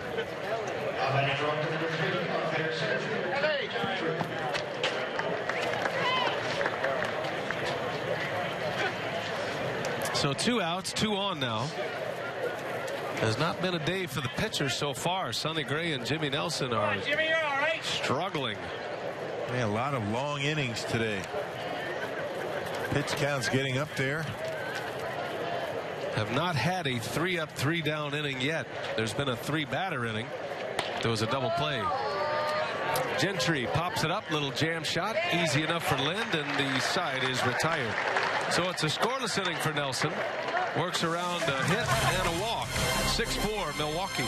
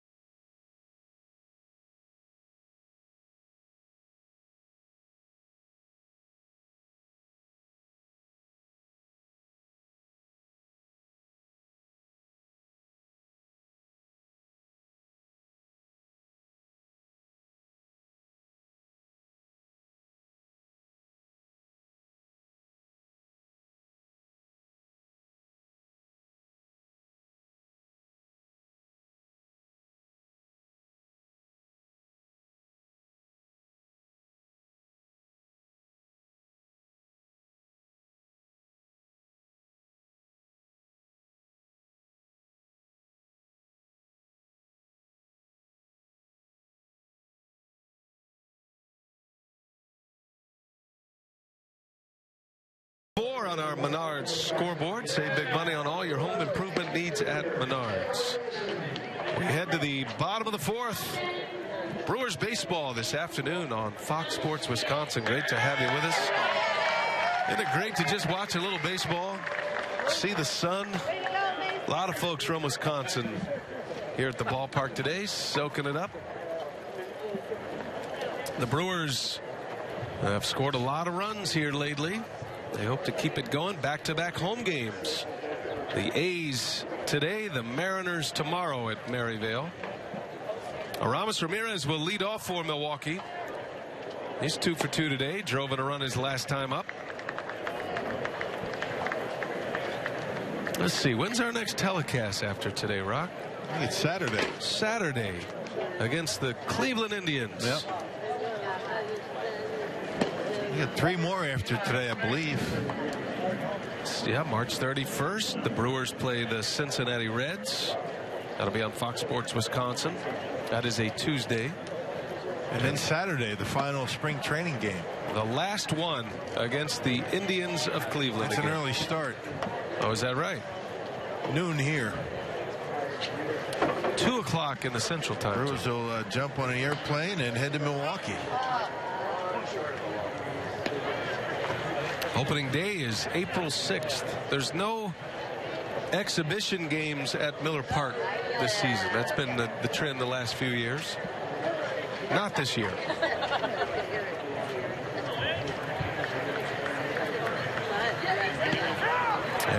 good curveball. Ramirez cuts and misses. Couldn't check his swing. Down he goes. Yeah, he's got a good one. Scribner with a nice curveball. Check it out. Straight over the top. I mean, that's a 6 to 12 rotation. Not a whole lot of right to left break on it. He's faced 2 batters. He has 2 strikeouts. Struck out Braun with the bases loaded last inning.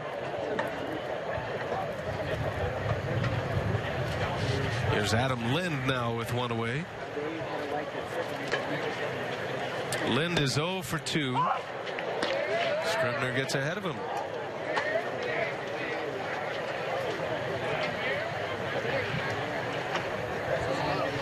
Carlos Gomez has 3 RBIs today for the Brewers. Lucroy, Braun, Ramirez, also with runs batted in. A good day offensively so far. The Brewers have been patient, taking some walks and some very hard hit balls. Yeah, 3 walks all coming in the 3rd inning. All off of Sonny Gray.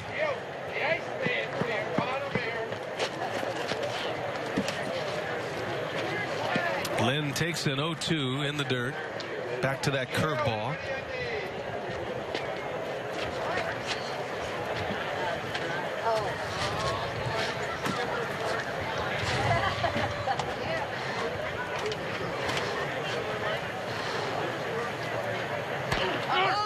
It's good to see Lind not just swinging the bat well, but also running well, playing good defense. He's doing everything that you need to do. He had a back problems, back spasms at the beginning of the spring. He was unable to play in the first run of games this spring. I find it fascinating, though, that he said the back that has given him trouble over the last few years, it never bothers him to swing the bat. How can that even be possible? Yeah, you would think that would be the worst thing for it. Running and fielding his position. Today is his 9th game, and Lind has 10 hits already, making a bid at an 11th, and it just slices foul.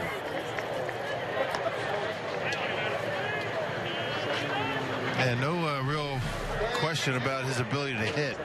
Fastball up and away, and nice short stroke by Lind. Almost caught that left field line.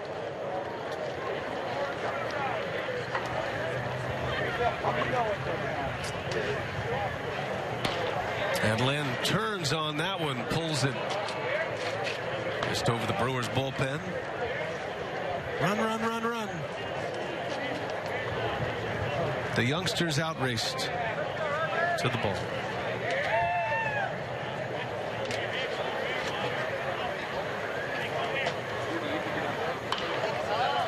You caught any foul balls up here this spring, Rock? No, one came in here.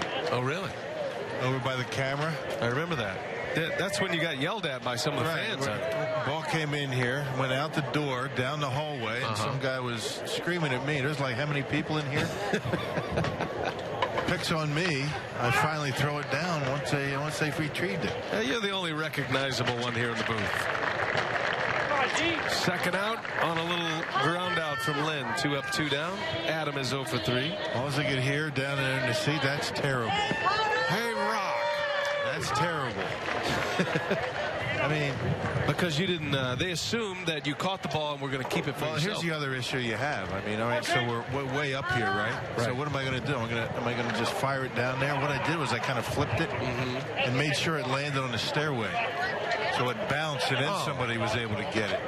Well, that's nice. I'm not going to throw it because you did some pre-calculations to. I don't want to hurt anybody. I mean, we live in a litigious society. Yes, we do. It's a good word, by the way. I barely got it out. You dug deep for that one, man. I barely got it out. Somebody's been doing a crossword puzzle. Hey, I'm telling you, I did a lot of that this winter. I mean, all those big words you throw out there. Well done. Parra with 2 outs. There's that curveball, little flare, left field. It's going to fall, a base hit. Gerardo Parra keeps it going. So Parra with his first hit, he just got enough of it to dump it into short left. Now this is how you attack that slow curveball. Don't try and pull it. You know, wait back, just try and put the bat on it, and he dumps it into left field.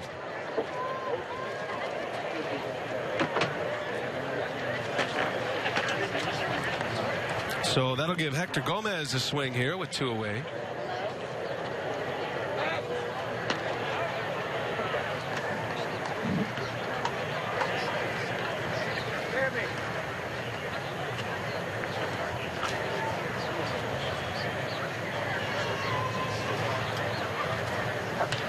Good hack. Gomez packs a little pop in his bat. Go Taylor. Hector got some time with the Brewers last year. He played in 15 games. He didn't homer, did have a double. But he is a guy who can hit it out of the ballpark. On the ground, right off the glove. And step on the bag at second is Perino. So Scribner slowed it down enough for Perino to get there. And that will retire the side. Evan Scribner looks good today for the A's. Got an inning in the third in the books.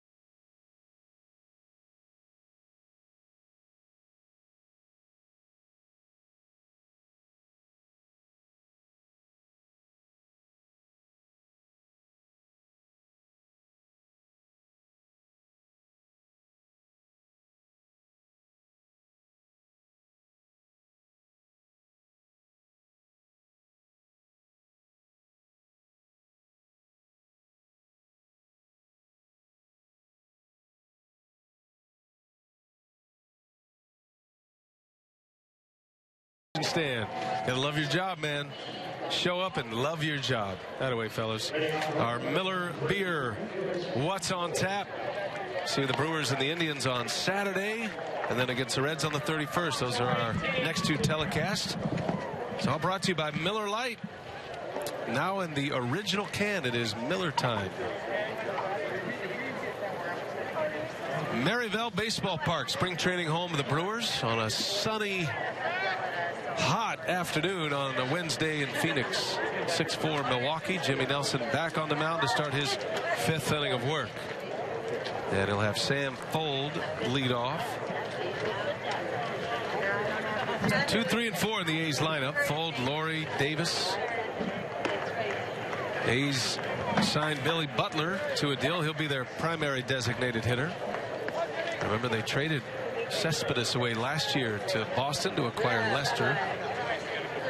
They made a lot of deals, Billy Bean and company. Trying to get that offense going. Butler with 3 home runs this spring. Hit one yesterday against the Cubs.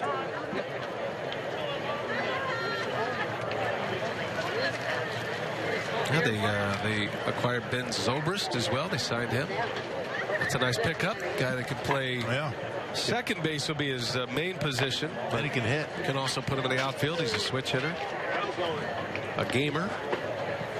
Had some great years with the Rays. Now he's taking it to the other coast.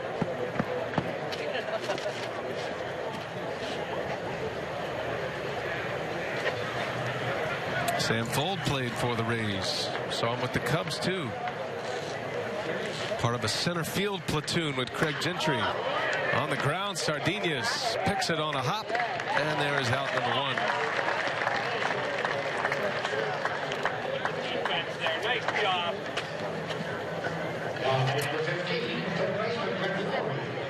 Now faces in new places. Sardinhas coming from the Rangers in the Gallardo deal. Natural shortstop getting a call at second base today. He's part of that group battling for the final utility job. Sardinas and Hector Gomez. Luis Jimenez. Probably going to come right down to the end. The Brewers, after making their moves, I believe, are down to 38 on their current spring training roster. So you got to dwindle that down to 25 for opening day. 25-man roster. And then you have a 40-man roster for players that you can bring up and down between the minor leagues and the major leagues. So naturally, 15 of those players would be somewhere in the minor leagues for you. Those are very coveted spots. Yeah. The 40-man roster. And it becomes, even more difficult these days when you have 12-man pitching staffs. Never used to have to worry about that. Back in the old days when you had 10 pitchers, 5 starters, 5 relievers. I mean, you could have some specialty guys on your bench. That's drilled into left field, but Parra is right there, the former Gold Glover. And Laurie, who's hit the ball hard all 3 times, has just 1 hit to show for it. Yeah, but when you only have 5 guys on your bench, including your backup catcher, it makes it difficult. You have to have guys that can play a lot of different positions. You're welcome. Especially in the National League, right? Yeah. 3 and 4. You're welcome. That's why Gerardo Parra's been taking some ground balls at first base. He's been working at first just to give him an option. It's not that he's going to be playing there all the time, but if it comes up where you need to pinch hit and you'd like to have an option at first, Parra can give you that. Last at bat, Ike Davis. Didn't take long. He turned around Jimmy Nelson offering off the batter's eye in center field. It was a rocket out of here. Halfway up there. That was a blast.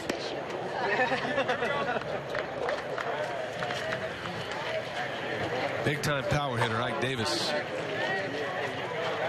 He hit one of the longest home runs I had ever seen at Citi Field in New York when he was a member of the Mets. But he struggled with the Mets. They went with Lucas Duda, traded Davis to the Pirates. Helped the Pirates get back into the playoffs last year. Oh, anytime. Speaking of the Pirates, did you see Andrew McCutchen shaved off his dreadlocks, his long hair? I don't know why. I didn't even recognize That was his identity. He did it for charity. Okay, there you go. Yeah, he did. Is he going to grow him back? He must. It's going to take a while. It's kind of his thing, right? I agree with you. I didn't even recognize him. There's some photos out there on Twitter about Andrew McCutchen. I even asked a couple of our guys. I said, all right, I'll give you 3 guesses. Who's this? Nobody got it. Which guys? I can't reveal that information. Players? Just to protect the innocence of my contestants. So your buddies up there on the club level. Right. There's a swing and a miss, and a 3 up, 3 down for Nelson. His best inning of the day. Needed that one. Picks up his 4th strikeout, and the A's go in order. 6-4 Milwaukee.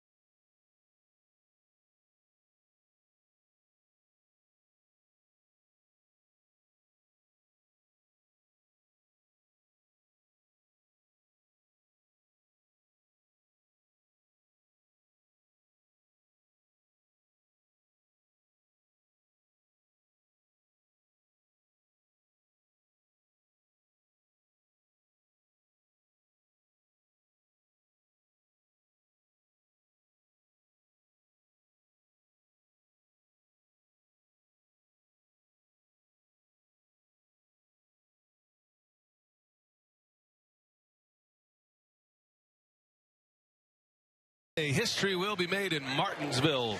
The first ever NASCAR Sprint Cup points race will be broadcast on Fox Sports 1. Kurt Busch will look to defend his title from last season in the first short track race of the season. Coverage begins Sunday 10:30 a.m. Central, and it's only on FS1, streaming live on Fox Sports Go. Cool little town of Martinsville. 6-4 Brew Crew over the swinging A's here as we play in the bottom of the fifth.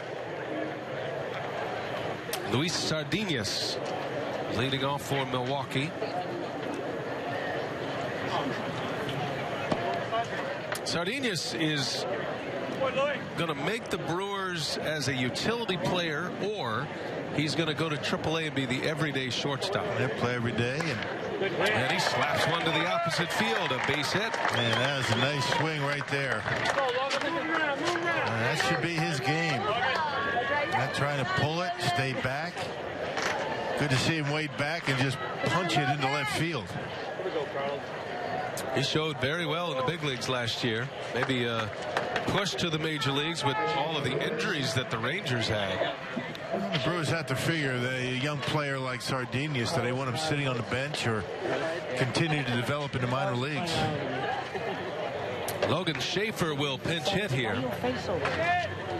So it looks like Nelson's day is done, and a great way to finish his day after giving up 3 runs in the 3rd inning. He came back with a scoreless 4th, and then a 1-2-3 5th. 5 innings, 4 strikeouts for Jimmy Nelson. Yeah, made some mistakes.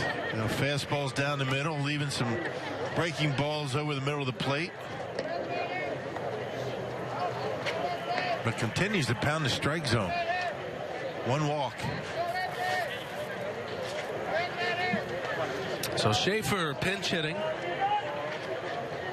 Brewers up 2. Sardinas can run it first, and Schaefer pops it up in the infield.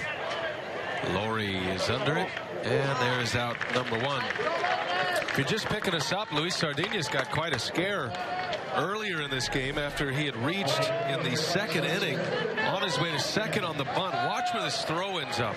Hit him right in the face, but it caught, I guess, enough of his helmet and maybe his sunglasses where it didn't do any damage, right, and he did not have to leave the game. Very fortunate there. We couldn't see a cut or a scrape. Certainly no blood. So, yeah, he was lucky. That's one thing that scares you the most this time of spring training. You know, you get towards the end, and the old saying, pack them in ice. Yeah. Try to get them there safely for opening day without any injuries. But you got to play the game hard. You got to go about it the way you normally do. And that's the way you get hurt, when you try and back off a little bit normally.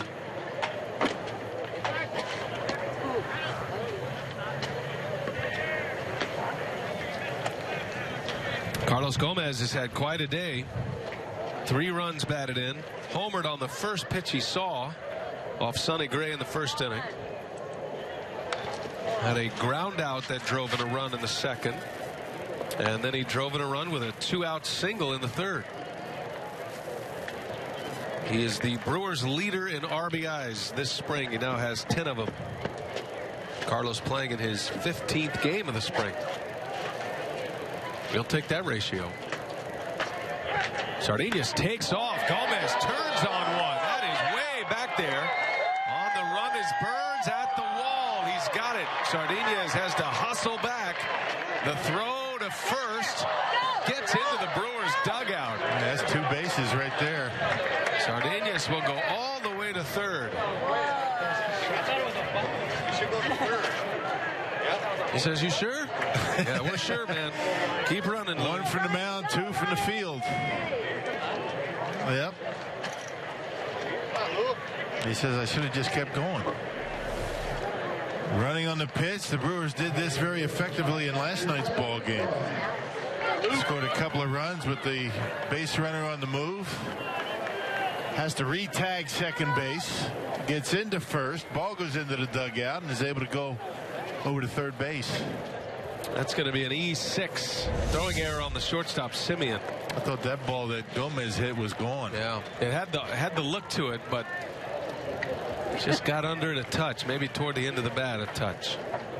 Runner third, 2 outs. Here is Lucroy. First pitch, grounder. Simeon takes care of Lucroy, and that'll retire the side. So the A's getting some good pitching out of Evan Scribner, and it's still 6-4. We've got 5 innings in the books. We head to the 6th at Maryvale.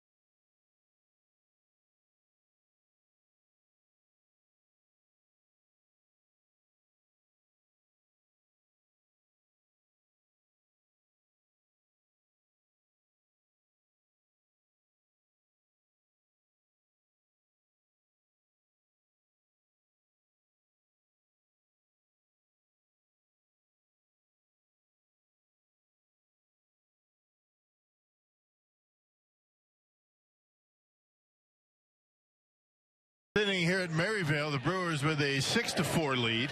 Hey, it's Spring Madness in the 4-1-4 Friday, April 10th through Sunday, April 12th, as the Brewers and the Pirates renew their rivalry at Miller Park. Save up to 50% on tickets, plus enjoy $4 beers, $1 hot dogs and sodas, and $4 nachos all series long. Tickets are on sale now at brewers.com/madness. Tickets are on sale now. As opposed to... I had a typo here. You would think I could have made that adjustment. As K-Rod.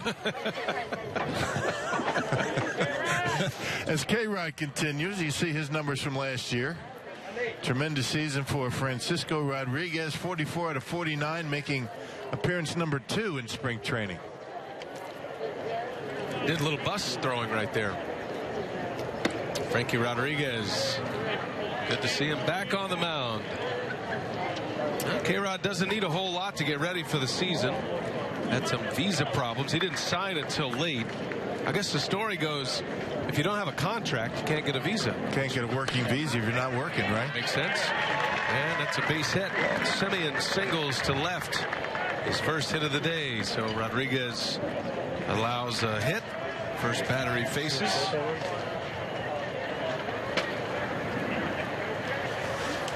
K-Rod did not sign with the Brewers until they got here to Maryvale.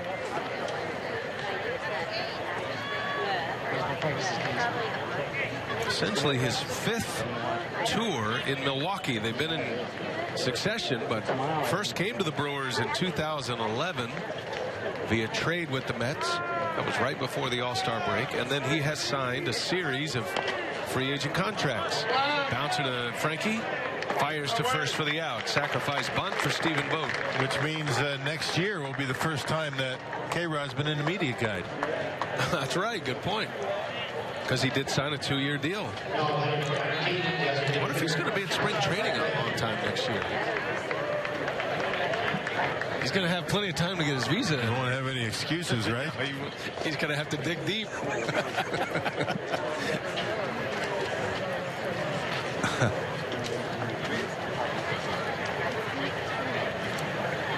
Well, everybody raves about K-Rod. Yeah. Good guy to have.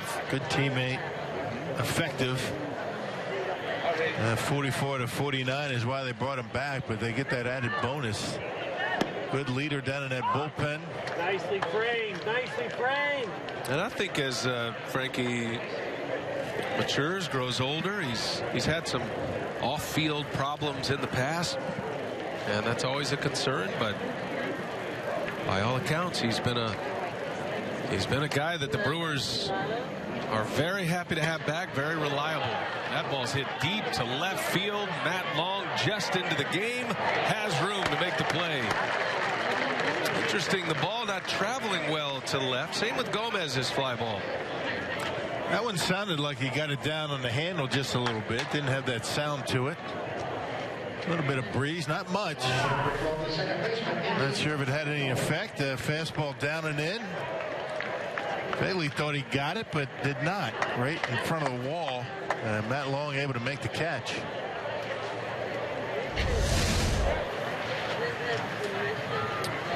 Well, we're hoping to catch up with Frankie Rodriguez today. We asked him if he'd come on with us after his outing.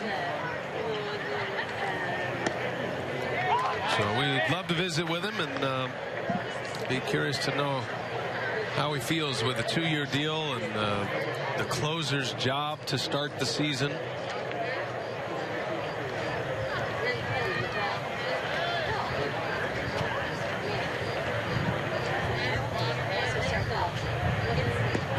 Big wave and a miss. Andy Perino out in front of that changeup from Frankie Rodriguez. Always effective against a young hitter.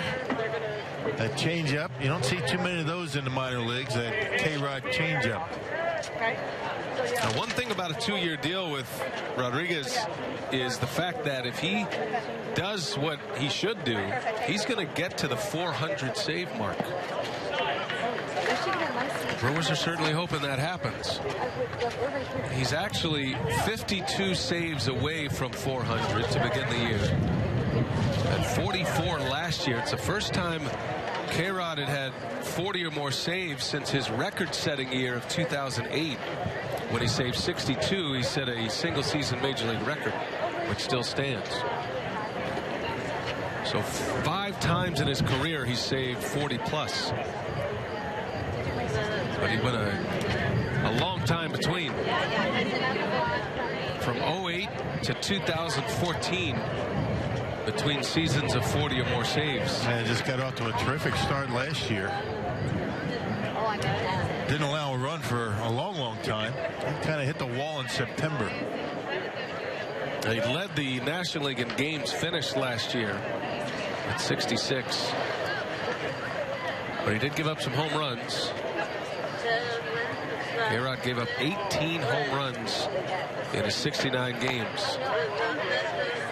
That's an area he hopes to clean up this season, especially at Miller Park. And he doesn't have the overpowering fastball anymore, so he's a guy that's got to do it with finesse. His great changeup, his guile, which he has a lot of.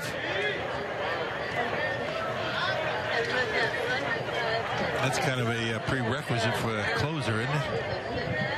Toughest outs in baseball, those last 3. Every team searching. Frankie was an all-star last year. First time he'd been an all-star since 2009. Pretty good pitch right there. Chris Guccione, home plate umpire. Didn't call it. Fastball in. 2 outs, 2-2 the count. 6-4 Brewers. We're in the 6th inning. Second appearance of Francisco Rodriguez. And a swing and a miss. There's the signature changeup. And the inning is over, and it's a scoreless frame for K-Rod. Picks up a strikeout. Allows a hit. 6-4 Brewers. We go to the bottom of the 6th.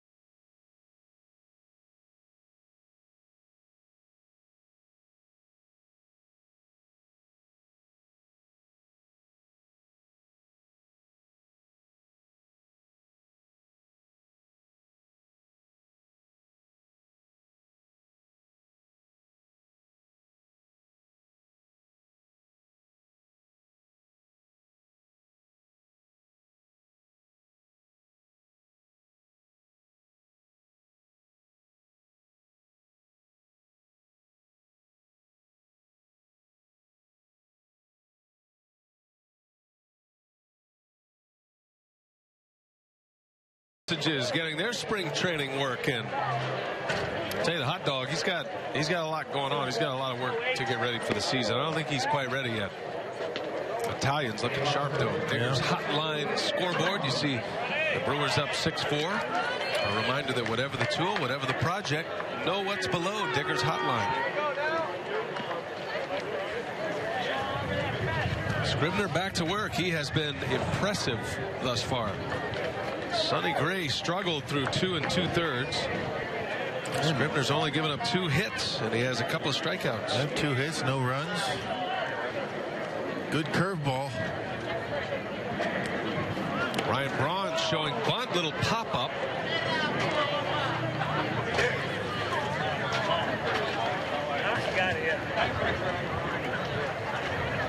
10 of 10 first pitch strikes. And doing it at different pitches. He's got 3 different pitches, and he had to throw them off for strikes. When was the last time Ryan Braun dropped down one for a base hit? Man, nothing's coming to mind right now. No. Not that he can't do it. He's very fast. Well, there aren't a lot of third basemen who are going to creep in on the grass. No, like Ryan Braun. No.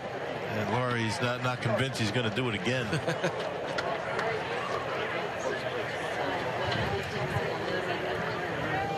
Good day today for Braun. Single, double, drove in a run in the second. Slow roller, going to be a tough play. Simeon's throw is not in time. Infield hit for Ryan Braun. And a 3-hit day for him. That's going to be a base hit, but a big league shortstop nearly makes that play. Simeon not blessed with the arm that a Gene Segura or Hector Gomez. And a slider off the end of the bat. Ryan Braun with good speed down the line and just does beat it at first base. Yeah, throw off balance and not much on it. So a man on here is Aramis Ramirez. I believe I see Frankie Rodriguez with a headset on down there. Frankie, can you hear us? Are you mic'd up and ready to roll? Yeah, I'm ready. There he is. Well, good. I thought you were putting the headset on. Thanks for spending some time with us. Welcome back to Milwaukee, first of all. Thank you, guys. Thank you. Appreciate it. What an interesting offseason once again for you. It's been a wild ride, I know, since you were originally traded to the Brewers in 11. It's just a series of one-year deals. That's not the case. And tell us why Milwaukee was the spot you wanted to sign. It was no-brainer to me. I think the last 4 years I've been showing, how comfortable and happy I feel here in Milwaukee. So for me and my family, it's an honor once again to be able to put this jersey and represent the Brewers organization for a couple more years. Yeah, Frankie, how have you had to adjust over the years? I mean, early on in your career, you were a hard thrower, not so much anymore.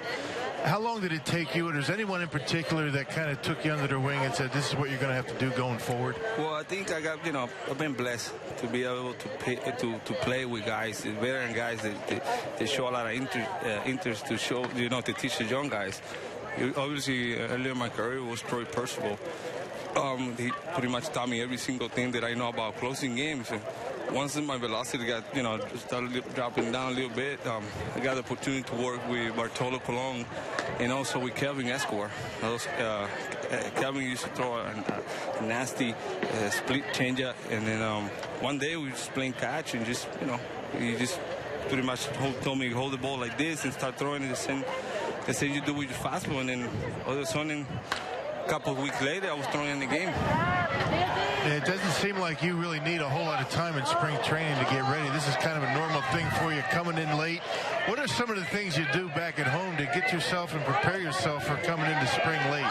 Just pretty much throw, just keep throwing, just not, obviously not getting in the mound, just throwing my flat grounds and long toss and stretch a lot. And I'm not a type of guy that, you just gets in the gym and work out every single day. All I do my maintenance, the little things that help me go through the season and stay healthy pretty much all these years. Frankie, we were, having a conversation about coming from Venezuela, and now Luis Sardinas is with the club as well. And as best you can in the middle of a game, can you just give us an understanding of what things are like in your homeland? And I know Milwaukee's a second home for you, but it's a difficult time right now in Venezuela, especially for major leaguers from Venezuela. Can you give us a sense of what it's like for you and some of your colleagues? Well, unfortunately, for us, it's bad. It's not going to be, trying to lie people the things, going great in my country, because it's not. We're going through a lot of difficulties, and it's not safe. Also, it's you have to describe how you have to go out there and just see to yourself to pretty much see how things, the lifestyle is over there. It's way different, and just things go a lot faster, and obviously it's kind of dangerous. But that's my homeland. That's where I grew up. That's when my family, I got everything pretty much. But we're going through a difficult time, and hopefully, people, in the government, and they get together and just, and trying to help the Venezuelan people, because they really need it. Desperately, they really need it. We got so much respect for guys like you, and there's a lot that you guys have to deal with, more so than a lot of the other players. And I'm curious to know, a guy like Sardinas, who the Brewers acquired in the Gallardo deal, young shortstop, and how much conversations do you have? Do you seek him out? And, do you talk with some of your countrymen around the big leagues? And I know you guys have a pretty tight fraternity there, but how much conversation goes on during the year? Well, a lot. I mean, believe it or not, we play together in the same team back home in Venezuela. We're teammates back home, too. Oh, nice. Mm-hmm. So he just, I think last year and this year is the first time he got the opportunity to play back home. So he just, he's a great guy. He just know how to play baseball. He's a guy. He do the little things, catch the routine balls and move the running over. It's not the guy who's going to come in and get a 3-run homer all the time, but he's a guy who understands how to play baseball. And then obviously, he just need to get going and just make the adjustment to this new organization and prove these people that he belongs here in the big league. It's got to be comforting for him knowing that you're here, and you get to be teammates with him potentially. We play with 2 outs here, and Frankie, we'll let you run here. Just one quick question: how much time do you think you need to be ready for opening day? Do you need 1, 2 maybe outings, or you feel like you're there? Yeah, I'm there. Definitely, I'm there. Definitely through this 10 days we got left, whatever, just build my pitch count up a little bit, just stretch me out as far as maybe back-to-back or inning plus. But game-wise, I'm ready. I'm not the guy who's going to go out there from mid-90s and try and blow people away. I'm the guy that I rely on my off-speed pitch, and then obviously on my command. So that's what I want to work right now. Just trying to throw strike, get ahead in the count, and put them away. But ready, pretty much. If the season start tomorrow, just to me, it was it's a normal. I'll be fine. 52 saves from 400, Frankie. I got a scenario. Last game of the year, your 52nd save. Brewers in the playoffs. You're 400. How do you like that? Oh, that sounds great. It means then that game we're going to be clinching to go in the postseason, right? Yeah, we'll have already clinched. Maybe. Oh, we already clinched. Okay. Yeah, maybe a couple of weeks. It'll just be a tune-up for you. Okay, great. Well, we hope you have a great season like that. Thanks for spending some time with us, Frankie. All right, guys. Thank you for having me. Francisco Rodriguez, the Brewers closer, and impressive outing today. The Brewers come up empty here in the 6th. We're headed to the 7th. 6-4 our score.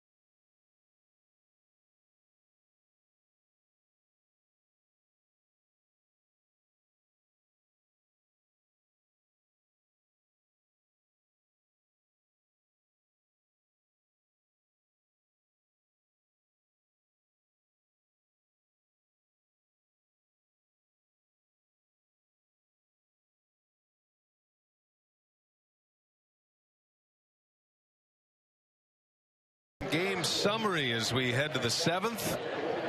See the Brewers, 12 hits today. They continue their offensive attack. They've swung the bats very well here the last few days. 4 hits in 4 runs in the second. Carlos Gomez has 3 RBIs today. Also has hit a home run. And the new pitcher is going to be Jonathan Broxton. So kind of work it in reverse here. K-Rod, the closer, pitches a scoreless 6th inning, and now Jonathan Broxton, the setup man, will have the 7th. Yeah, his numbers a year ago, split time between the Brewers and the Reds. 11 appearances with Milwaukee last year. His 6th appearance in spring, and has a 2.08 earned run average. I said, I thought you were working. You're not working. Billy Burns leading off for the A's. Drinking my water. What's that you're drinking? No. Maldonado is in the game behind the plate. Drinking water? So Lucroy's day is done. Brewers have a few changes out there defensively, including Have a couple tonight. new players at the corner positions Yeah? of the infield. We're going to sit all at the pool. All right. I got, I think, 9 more. I didn't get 2%. Hey. Ball and a strike. In there, strike 2. Brewers have a new third baseman. That's Luis Jimenez. Jason Rogers takes over at first base. Looks like Elian Herrera in left. Is that right? Yep. Herrera in left. Long moves over to center. And Peterson in right. There you go. Well done. It's about the time in spring training where you can, you know the guys, but just looking at them, even the guys that haven't been on the club in the past. You start locking in a little bit. Yeah. It's very rhythmic. There's Long, Peterson, Shane Peterson.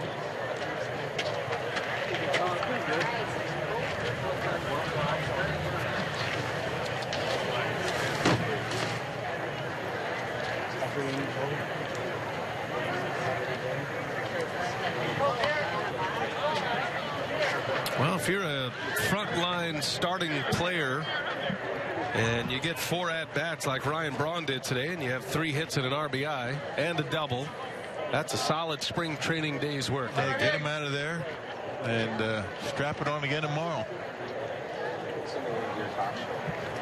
Well, thanks to Francisco Rodriguez for joining us in the dugout. Won't be getting any in-game interviews once the season starts with the closer. Fascinating stuff, though, about how he evolved his game and working with Bartolo Colon. Troy Percival. Yeah.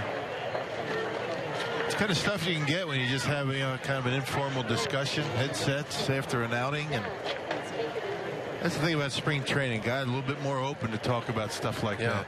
That's fascinating to listen to guys talk about their career path. Remember how difficult it was as Burns slaps one to Jimenez. Nice play at third. Out number 1. Remember what a struggle it was for K-Rod to get save number 300. Thinking that maybe his closer's days were over. He was setting up. He didn't look like, he was going to be able to get back into the closer's role. Yep, setting up for John Axford. And now he's got a 2-year deal that guarantees he's going to have a chance to close, and 400 is a realistic number for him. And you hope he gets it, that's for sure.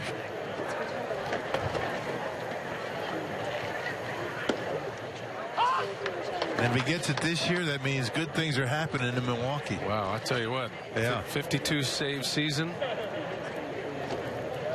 Can only hope. Frankie Rodriguez is second among active players, active pitchers in saves. Only Joe Nathan has more saves. K-Rod's not that far behind him, though. Nathan's got 376. He's 39 years of age. Frankie Rodriguez is 32 years of age, which is hard to believe. That is hard to believe, isn't it? Turned 33 this year. Been around a long, long time. Yeah, 13 years, 13 full seasons in the big leagues for K-Rod. Of course, the all-time saves record holder is Mariano Rivera with 652. Trevor Hoffman 601. Trevor was the first to 600, and he did that in Milwaukee 2010. And then it dips significantly.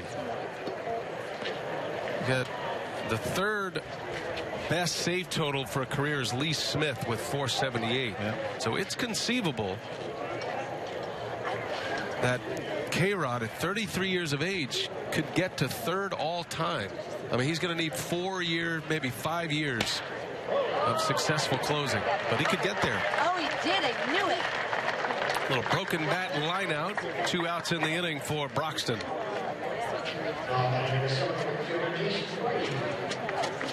Broxton with a good slider. Remember last year it was predominantly fastball for Jonathan Broxton, and having a good spring using a slider, got the out right there on that breaking ball.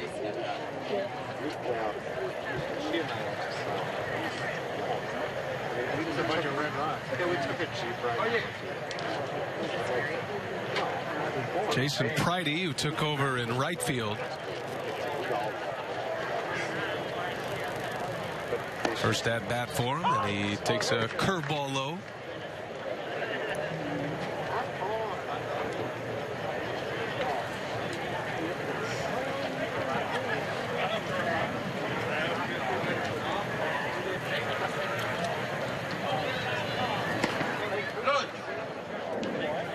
Well, Jimmy Nelson started today, went 5 innings, had a strong finish, 2 scoreless innings, did give up 4 runs today.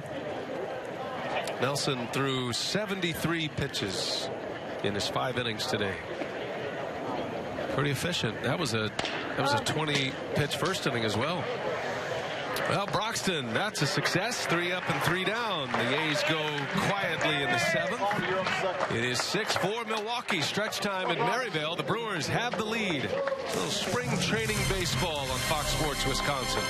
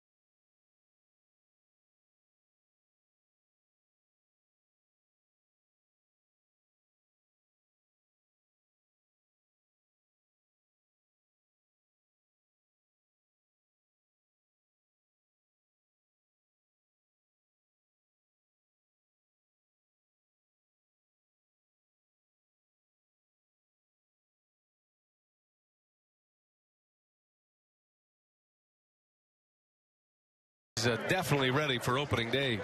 Stay with a club record 20 all-fan giveaways on the calendar. This season's promotional schedule promises to be the Brewers' best.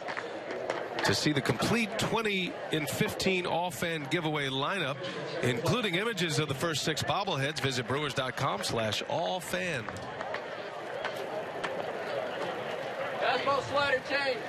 Great to have you with us on a sunny Wednesday afternoon in Phoenix, Arizona. Maybe you're just getting home from work back in Wisconsin. You think that's permanent?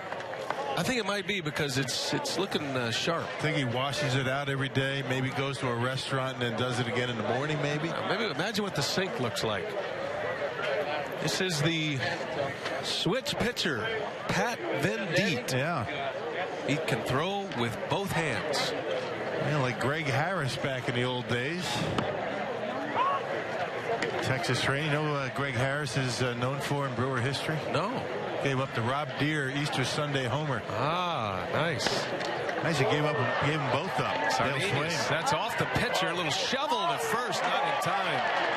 And Sardinius on with his second, making his third hit today. He's got 3 hits and a walk.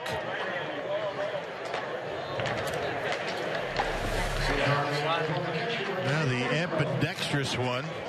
As he not able to keep it in the glove. Drops the glove, and then with the other hand, the right hand, kind of flips its sidearm over to first base. They almost got him. There you go. Enough with the glove. I'm going to throw it this way. Pretty close. And he will flip the glove around and throw right-handed this time.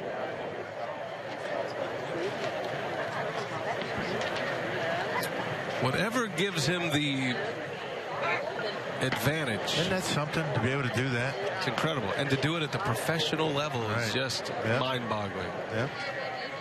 He's out of Creighton University. Played his college ball at Creighton. He's from Omaha. Nebraska kid, Pat Mendeet, the switch pitcher. Arm doesn't feel real good from one side. Just throw the other way, right? He's got a special made glove that allows them to just flip the glove. It's got, you see the webbing on both sides. Quite a story. Yeah, I'll tell you, if he could, he came up in the Yankees system. He's spent most of his career. He's 29 years of age. He'll be 30 this year. It's his age 30 season, best way to put that. But I mean, he's been around a while. But what an advantage for a manager to have a guy who can have success, who can throw with either hand. Right. Either arm. But again, I mean, to be able to do that on the mound and throw very effectively and throw just as hard. It's got to be one side or another that he feels more comfortable. I would think he'd throw harder from one side. It definitely throws harder as a right-hander. There's a spinning breaking ball. He's pitched down in Mexico. He's been all through the minor leagues of affiliated baseball. He's pitched in Venezuela. You know the old saying, have arm will travel. He's got have both arms will travel. Right. For Ben beat.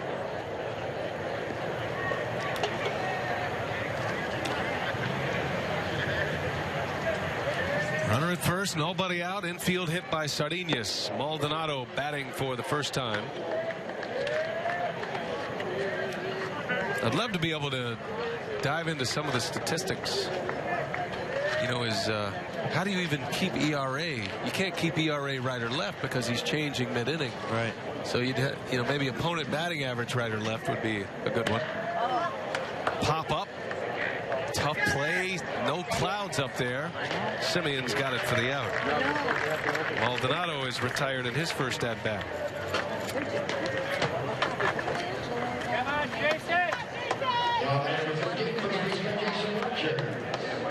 And with a right-hander coming up, he'll stay as a right-handed pitcher.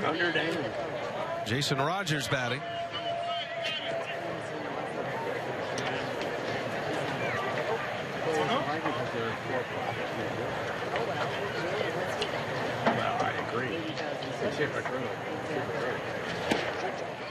And I guess pitch counts for this guy is kind of looked at a little bit differently. Yeah. Well, he threw 50 pitches right-handed and 20 pitches left-handed.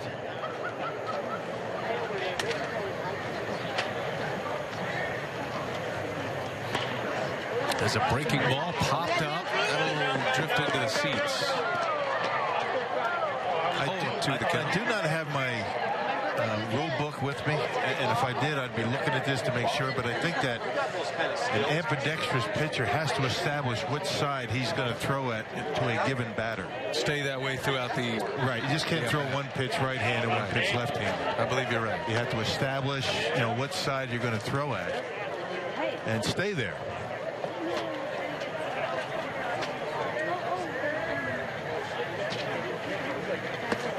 Well, Venditt's had a terrific spring. Guy's pitching extremely well. This is his 8th outing. He's got an ERA in the low 2s.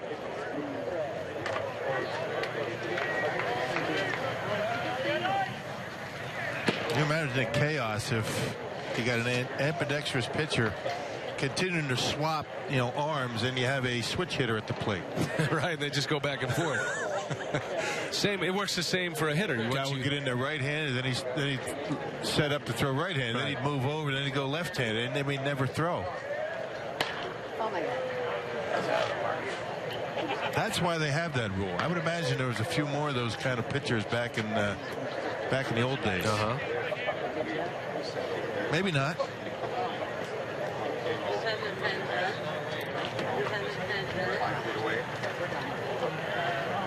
In the minor leagues, they actually created a rule for Venditte. It's actually known as the Pat Venditte rule.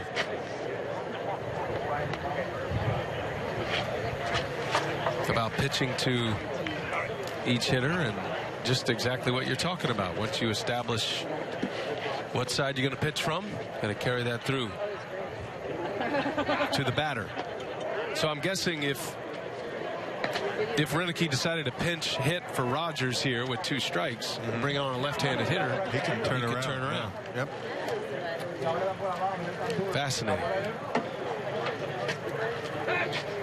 But again, there was, Greg Harris was an ambidextrous pitcher, so why wouldn't they have that? But didn't do it in a game, right? Did he ever pitch in a game? Left-handed? Yeah. I don't know. Left-handed.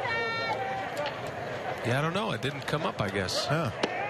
Sardinas takes off, and a throw to second right on the bag. Wave it off. That's ball 4 to Rogers. It's all good practice, but it's going to be first and second for the Brewers here with 1 out.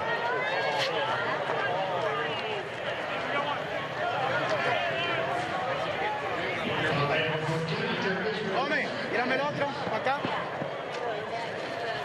No, está allá al final, al final.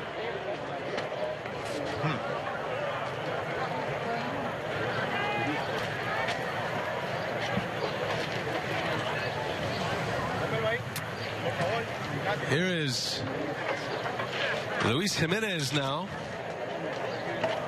First and second, and a breaking ball from Venditte. I do remember when Venditte was pitching in the Yankees system, there was a scene where there was a switch hitter, and they were just going back and forth. Yeah. And finally, they just waved it off and said, no, you have to establish first. That ball's hit deep. Way back left center field. Goodbye. Home run. Luis Jimenez. 3-run home run for the Brew Crew. Makes it 9-4 Milwaukee. Well, they just continue to pound the baseball. The Brewers run away from still another double-digit run total. There it is. I think it was a slider. Didn't do anything and just kind of spun up there. The old cement mixer, and Jimenez knocks it out of here. That was a bullet. Not hurting his chances in making this ball club. And for Jimenez, his first home run of the spring. Had 3 RBIs all spring coming in. Collects 3 with 1 swing of the bat. 9-4 Brewers. Still just 1 out. Back to a left-handed pitcher here with the switch hitter Herrera at the plate. Hey, you got to know which side a guy is better at, right? I mean, a switch hitter.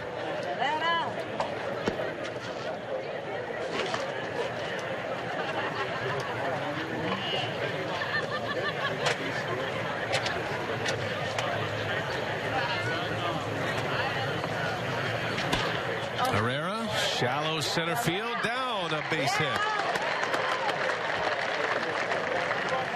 So the hits keep coming for the Brew Crew here. 3 hits in this inning to go along with a walk. Come on, Shane. Go, Shane. Got to bring up Shane Peterson now. All these guys getting their first at-bats of the game. Maldonado and Rogers. Jimenez, now Peterson.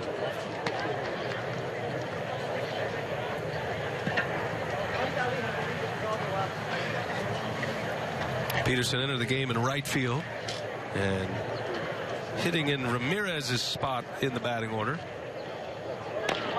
Big bouncing ball to second. Perino makes a play for the second out. Come on, Matt.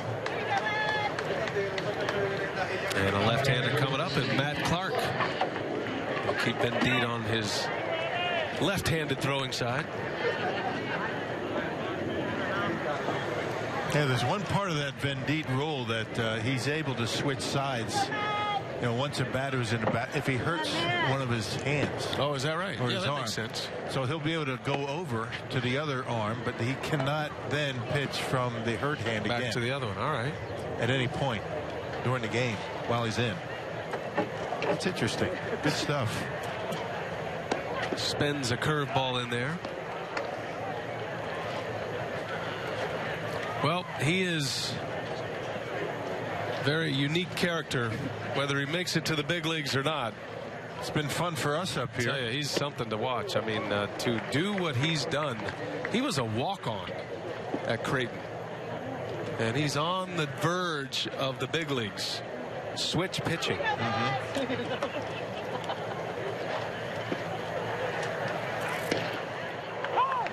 This guy's got motivational speaker written all over him. Very unique. 2-2 the count. Matt Clark at the plate. 9-4 Brewers. Big curveball fouled off.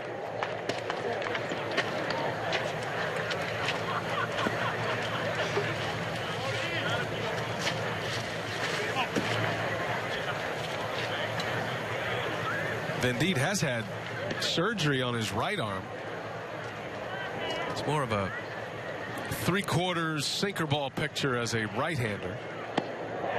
And he strikes out Clark. Big hook from the left-handed version of Venditte. Inning over. Luis Jimenez, for the first time this spring, helps his cause to make the big league roster. A 3-run homer.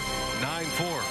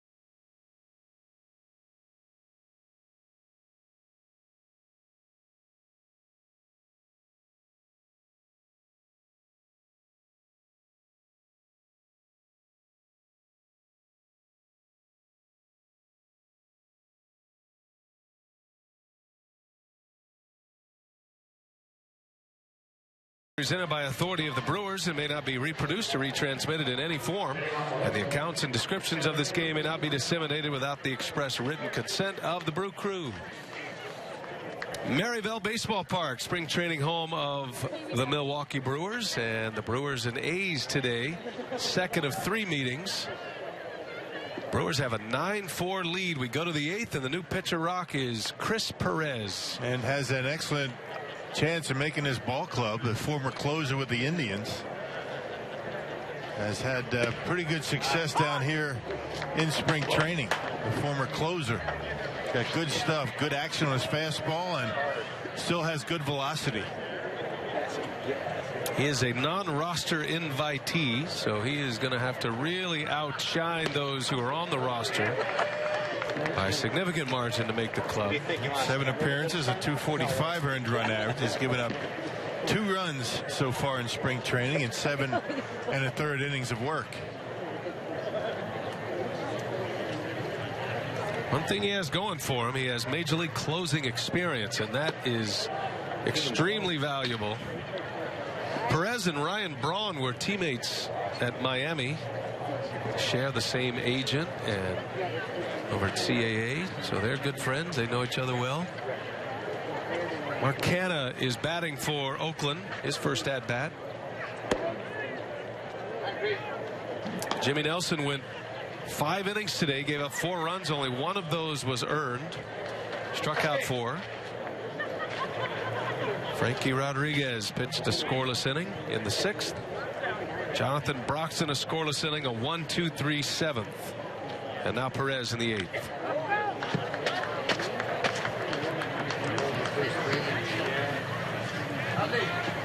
Yeah, we love going. Perez has seen the heights of the game as a relief pitcher. As a closer, he's been an all-star. Twice he was an all-star with the Indians. Had a 39 save back in 2012. Ground ball over to Rogers. Nice easy hop. Canha is out. 1 away here in the 8th. That good breaking pitch. Got the slider, the 2-seam fastball that he's able to keep down in the strike zone to get the ground ball out. Pretty soon they're going to throw 3 more decks on that scene right there. We're going to be at Miller Park. The quaint surroundings of Maryville to the electric atmosphere and 42,000 fans in the big league stadium at Miller Park. And it'll be almost as nice, the weather inside. Cannot wait. 72 degrees inside, right? Field's looking good. I went home for a couple of days, went back to Milwaukee, and they've done an amazing job on that field. That warm weather probably helped them out quite a bit. Max Muncy at the plate. Took over at third base for Laurie.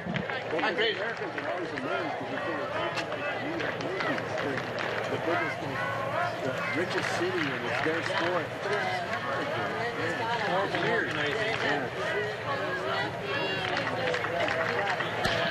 And that one's up, and that one is way back. Home run deep. Muncy sends it out to the crosswalk out there. Yeah, no doubt about that, baby, huh? Oh, it launched. 9-5 Milwaukee. Massive home run by Muncy.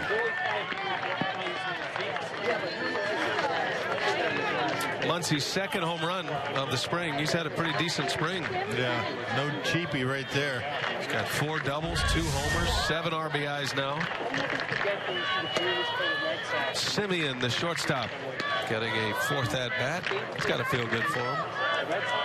Always trying to leave a mark. Whenever you can get in a big league game, you want to have them remember you. Pop up. Come on now. Tough one. Glasses are on. Sardinius lost it. Rogers says, I got it. No problem. Second out.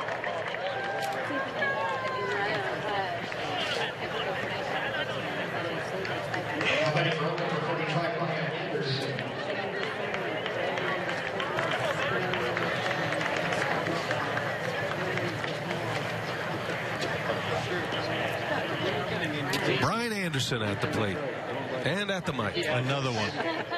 How many are there? They're all over the place, aren't they? We're taking over. Spells his name with a Y.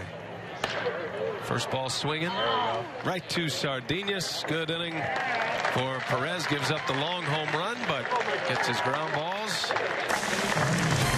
9-5 Brew Crew, bottom of the 8th.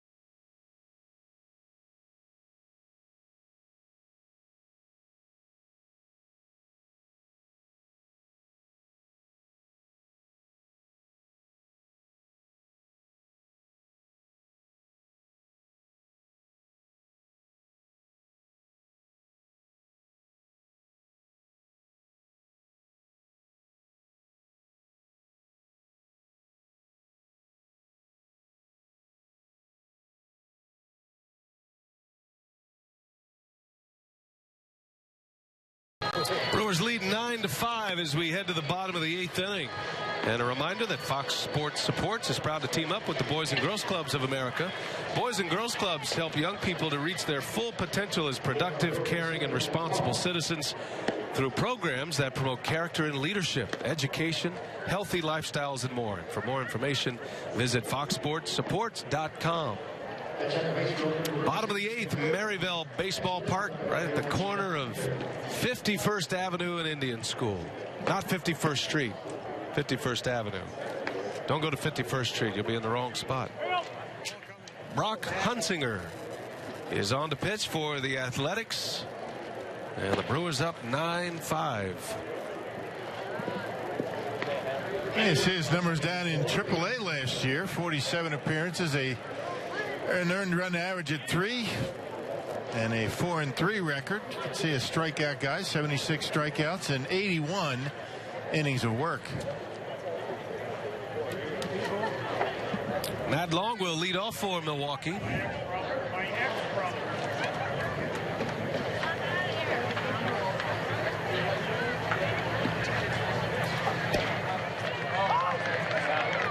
A's have an outfield now of Mathis, Burns, and Priddy, in case you're keeping score at home or in the booth. Are we in the no keeping score phase of the broadcast over here? For me? Yeah. Oh, yeah. Yeah. When does that end? About the 6th.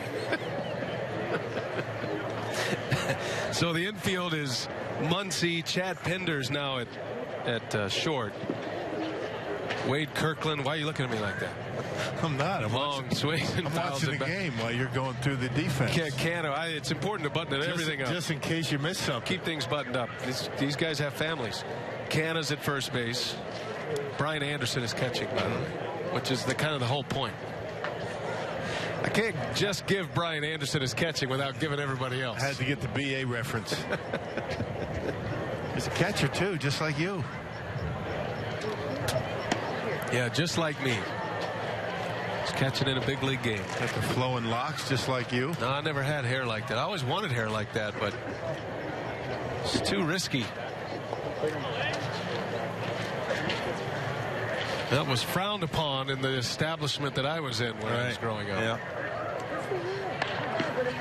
You elected to go to Steve Garvey? Yeah. Yeah. That was kind of my look. I went for the mullet a couple of years there. That was popular. Solid. Very popular back in the 80s. That's right. It was no Bill Schroeder mullet, I can tell you. That was special. Big league. With the spritz and the... how did you get it so curly? And that was natural. Oh, really? It took me forever to retrain it. Straightening your hair. There's the called strike 3, and Long is out. The first out. Yeah. Yeah, right on the outside corner. Some pretty good movement going away, and BA holds it there nicely. Let's see, there's a Brian Anderson broadcasting for the Tampa Bay Rays. We always we like to go on the air together sometimes, like we did last year when we played the Rays. Feel free. Yeah. I also get a lot of his paychecks, which is nice. He doesn't know that. He thinks he's working for free a lot. Yeah. Just for the experience. So we keep that going. Well, compared to your paycheck, he is working for free.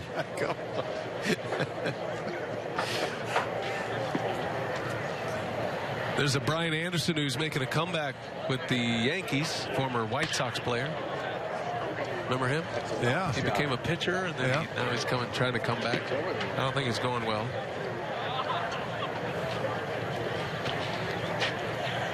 That's all I know at this point. Just curious, how many paycheck sources do you have? Gotta keep them all straight, man. Keep them all straight. Yeah, man, I'll tell you. It's tough. Full-time job. 0-2 pitch. Bouncing ball through. A base hit for Hector Gomez. Clean single to left. And Hector with his first hit of the day. Say, I'm joking around. I am keeping score, but I have not filled in the A's, new guys. Do you need Well, you know Anderson's catching. Right. Yep. Let me know if you need some help with it. All right.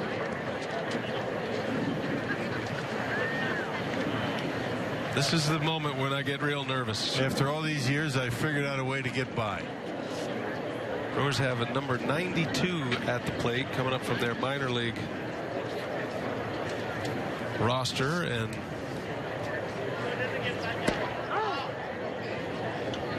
there is no 92 on our official list, so now we wait for a text message from someone. Well, or either that or the scoreboard. Oh, you think that? Oh, Brandon Macias. I should have known that. Yeah. Everybody remembers Brandon. Third baseman. Excellent defensive third baseman.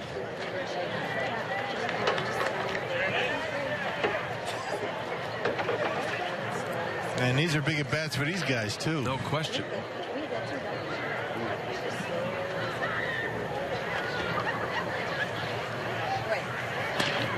Little jam shot on the run, and there to make the catch, Wade Kirkland. 2 outs.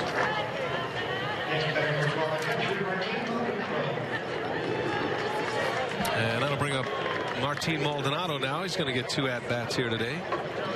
Maldonado caught a ton early in the spring training schedule until Lucroy returned. Lucroy missed about the first 10 days of the season, Cactus League season. So Maldonado caught a lot, loved every minute of it. But he'll be in that backup role with Lucroy, who plays a lot. But there is no player who is rooting for Lucroy to be a serviceable first baseman in the major leagues more than Martin Maldonado. Yeah, Maldy's gotten a lot of playing time down here this spring. Not too many guys on the roster or have been here in spring training have played more. The more Lucroy can play first, the more Maldonado gets to catch. Maldonado actually played a little first base a couple of years ago. Just doesn't have quite enough bat to play there regularly. He can run into one from time to time, but you know, Maldonado, one of the reasons why he's so valuable and such an asset, Brewers got him a 2-year contract, because he's able to stay sharp defensively, most importantly, but still a pretty good eye at the plate for a guy that doesn't play a whole lot. The Brewers could not be happier with their catching situation.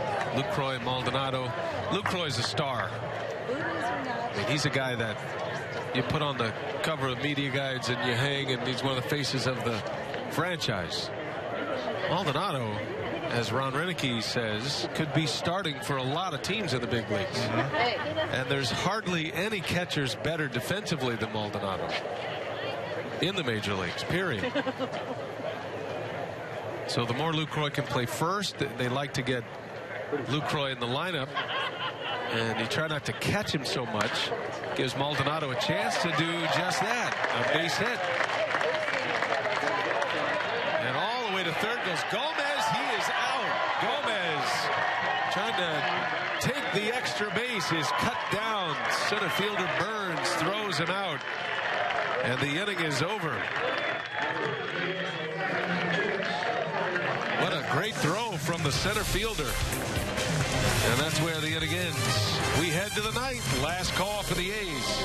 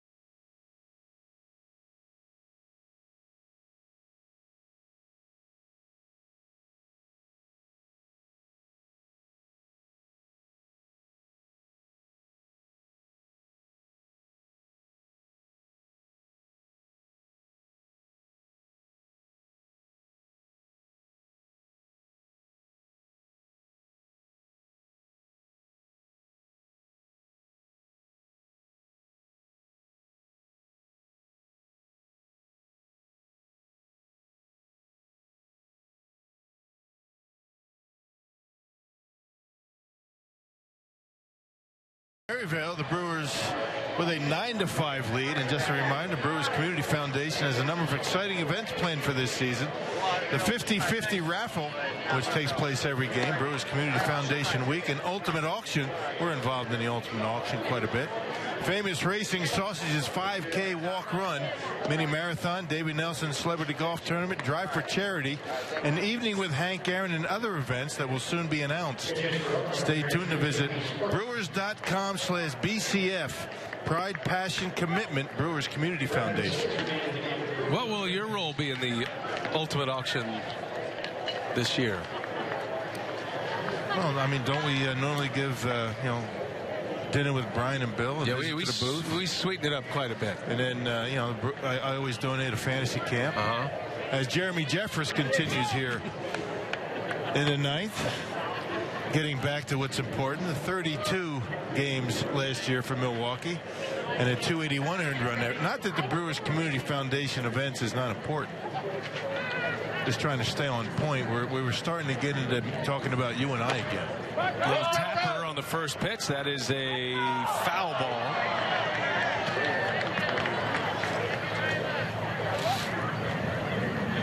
Yeah, we'll be donating some tickets and a booth visit and dinner, and we always kind of wrangle Sophia and Matt LePay into that mix. Matt didn't show up last year. That's a good point. It's bad.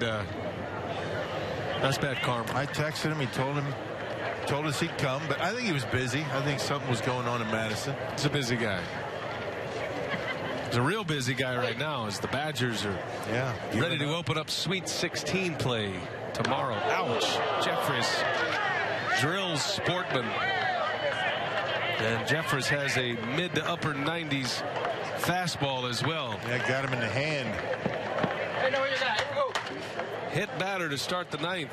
It's one thing to get hit in the chest, maybe in the legs, but you start getting hit around the wrists and the hands, that's all of a sudden you might break something. And you can see he's not real happy about it. Fires that bat down. So a runner at first. Wade Kirkland at the plate for Oakland. And that's out to the shortstop. Oh, Gomez. What a play to second for one and safe at first. Oh, that was a nasty hop. Gomez. Amazing he was able to get in even one. He was thinking about a double play. What's the bounce on this baseball? The second bounce here. Top spin coming right up on him. Good that he stayed in front of it. Tell you. Jimenez getting some work at second base. Yeah, Jimenez giving way to Macias at third.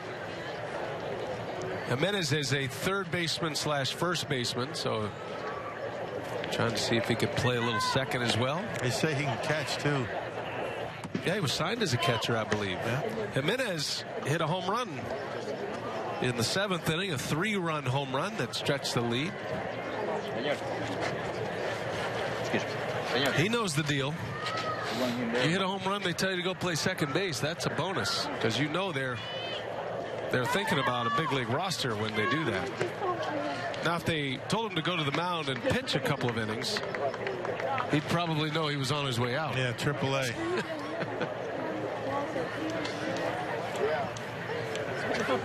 These players try to figure out what the manager's thinking. No, they know what's going on. They know who's doing what the Brewers need, where they fit in the mix.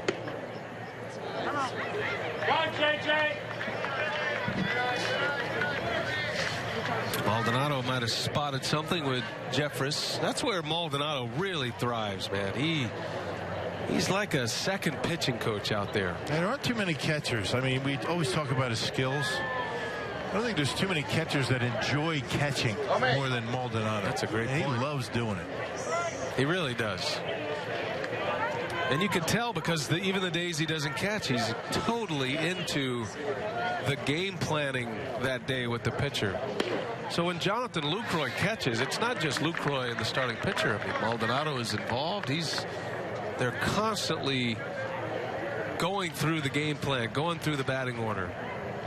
Kranitz has a lot of confidence in Maldonado, as does Lucroy. And both are always a part of it, whether they're catching or not. It's really important.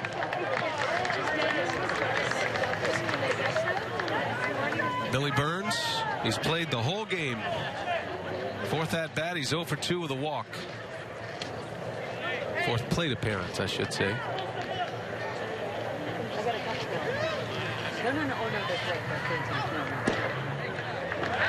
And Jeffress walks him. So with 1 out, there are 2 on. Back to the top of the order. Jeffress trying to close this thing out here. Send the Brewers to their 10th win.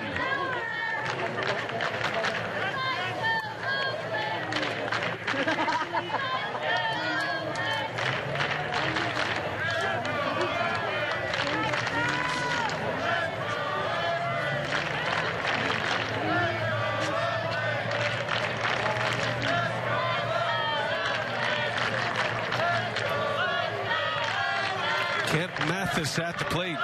The new left fielder. Jeffress misses with a curveball. Come on, JJ.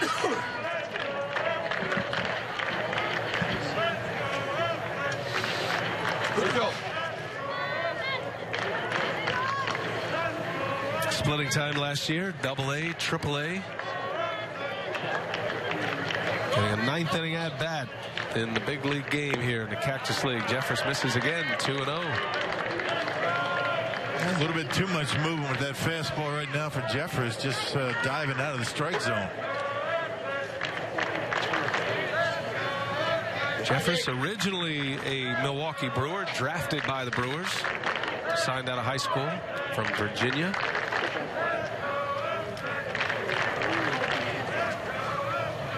Traded to the Royals in the Zach Greinke deal. He was one of the 4 that went to Kansas City to bring Greinke to Milwaukee. And then the Royals ended up trading him to Toronto. Got a little big league time with the Blue Jays last year. Taken off the roster. He was essentially a free agent. The Brewers signed him. And in an incredible comeback story, he ends up not only making it to the big leagues with Milwaukee, but flourishing in the big leagues with Milwaukee. He did a great job. And the one thing he was able to do last year, throw strikes. Having a difficult time with that right now. He's lost a ton of weight. He's down about 20 pounds from last year. On purpose, he said. 2 on, 1 out. And a ground ball. Gomez can't get it, just off his glove. It's going to bring 1 run in. And the A's are inching closer with runners at the corners and 1 out. And Jeffress just can't get ahead in the count. 3-1 fastball. Able to bang it just out of the reach of Gomez. And he got his ground ball, but not where he wanted it.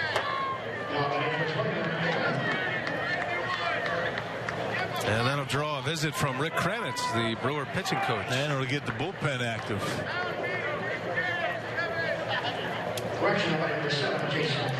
You got to be concerned about pitch counts with your short relievers. Guys that work in 7th and 8th inning. Can't get them too high. That is Wirfin Obispo from a minor league camp. Getting loose. Saw him the other day. He can bring it. Well, Kranitz and Renicky would love to get Jeffress through this inning. Said 14 pitches. 1st and 3rd with 1 out. It's 9-6 now. And Jason Pridey at the plate. Tying run at the plate. Jeffress does get a lot of ground balls when he's right. He could use one here to put this one to bed. Pridey takes a big fastball for a strike.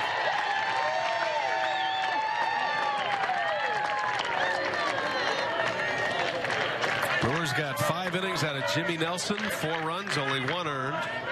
K-Rod, Broxton, Chris Perez all pitched an inning. Perez the only of those 3 to allow a run.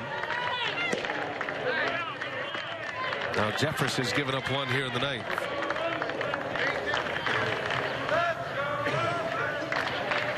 He's searching for it on the mound, trying to find that strike zone.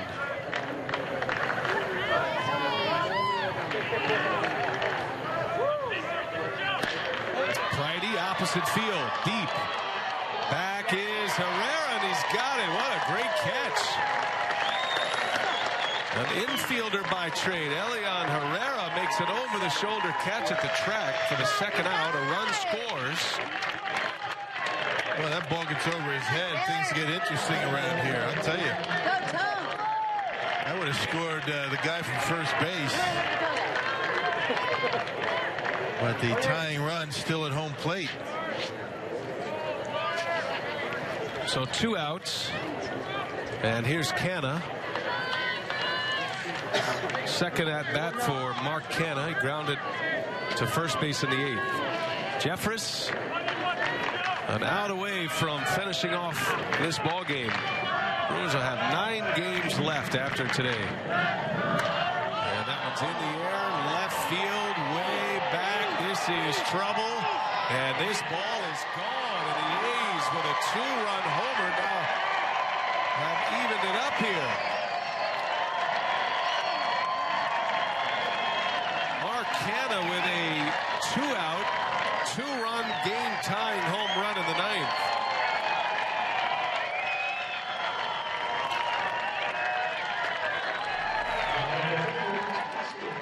Well, right down the middle, belled high, and it's just a matter of not being able to throw strikes, get ahead in the count. Not a very good outing for Jeremy Jeffress, to say the least. A 4 spot in the 9th to tie it up. And only 2 outs for Jeffress. That's going to be the end of his day. Renicky, with a pitch count at 18, is going to take Jeffress out. So we will have a bottom of the 9th. Brewers have a new pitcher coming in. Wirfin Obispo will set him up when we come back.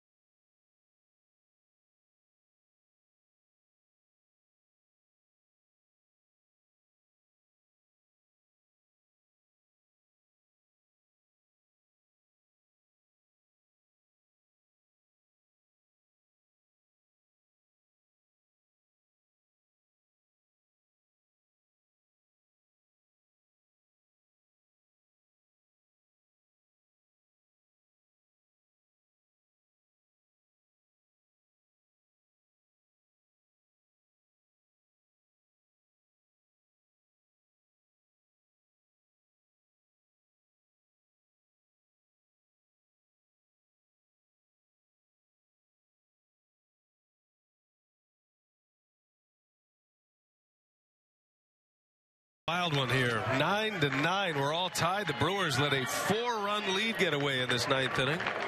Jeremy Jeffress, tough day at the office. There is Wirfin Obispo. Yeah, we saw him a couple of days ago. He's up for the minor leagues. There you see his minor league numbers. Guy can bring it. Just a matter of being able to throw enough strikes to be effective. 2 outs in the inning. Max Muncy at the plate. He homered his last time up. Muncy, an 8th inning home run to right. That was off of Chris Perez. Oh, a little off-speed wrinkle by Obispo. Just a slider to go with that big fastball. Big guy. Stands tall. He's got a good arm. He's got a little deception in his game. Obispo spent 4 seasons in Japan. Muncy, his last time up off Perez, did this. That made it a 4-run game. Still feeling pretty good about the lead. Muncy and Canna with home runs. Canna's just tied it a moment ago.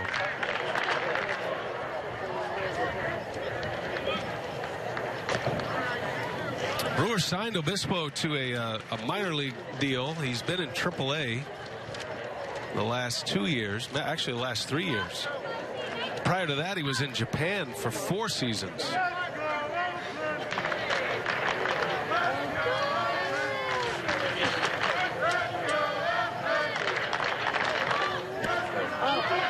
Obispo is 31 years of age. Man, just trying to figure out a way to be more consistent in the strike zone, or he could have himself a nice career. Was originally a shortstop, drafted or signed by the Red Sox, not drafted, signed out of the Dominican Republic as a shortstop. Was released, turned his career into a pitcher, and he's actually been able to keep it going all these years. You pitched 4 years in Japan, you've done something. Yeah.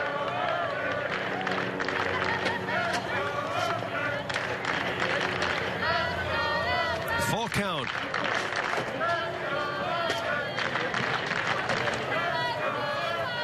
Obispo to Muncy.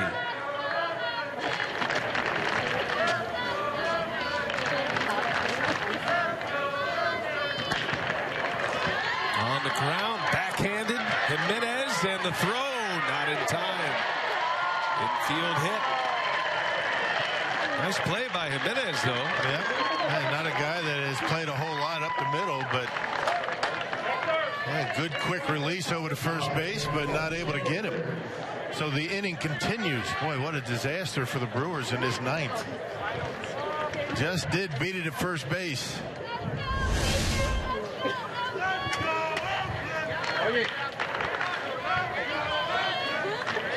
Now the go-ahead run is aboard.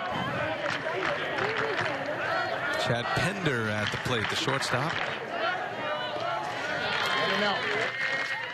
This is the 8th batter of the inning in the 9th inning of a Cactus League game in late March. Yep.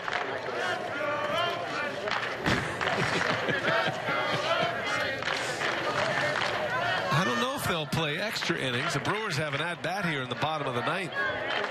But if they don't score, I'm not sure these two managers would go one more frame. They're already into their just-in-case pitchers. Right. Known as Jicks.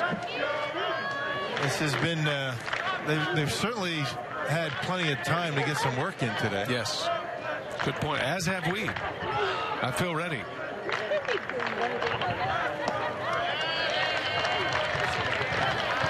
Three balls and no strikes.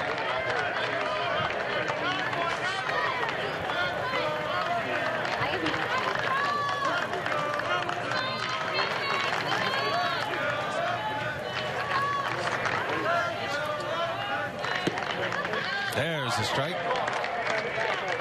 3-1. Just caught the corner.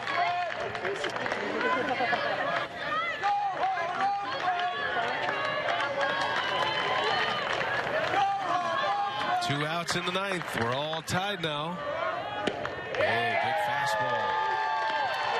Spotted on the outside corner. He swung right through it. Yeah, good pitch. I would imagine Obispo, it's tough to find the baseball with all that movement. He's got a little bit of Louis Tiant, a little spin. Well, what makes him tough to hit, which is what makes him inconsistent. Oh, my God. Got to find that delivery that's repeatable, consistent delivery where you can throw strikes on a regular basis. And sometimes you're going to have a delivery like that. Makes it tough to pick up, tough to hit, but difficult to throw strikes.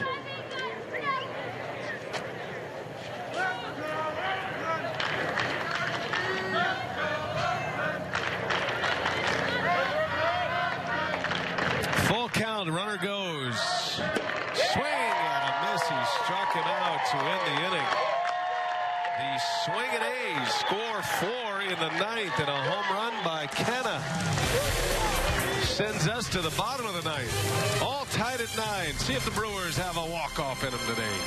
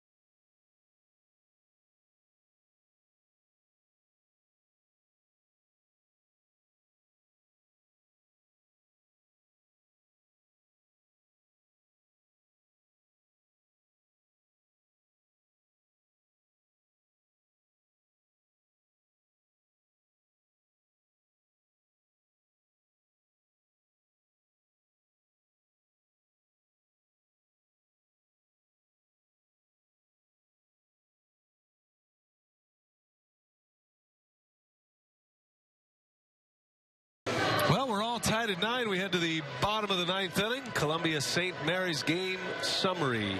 Oakland scoring 5 runs in the last 2 innings in that big 4-run fourth. All those runs coming off Jeremy Jeffress.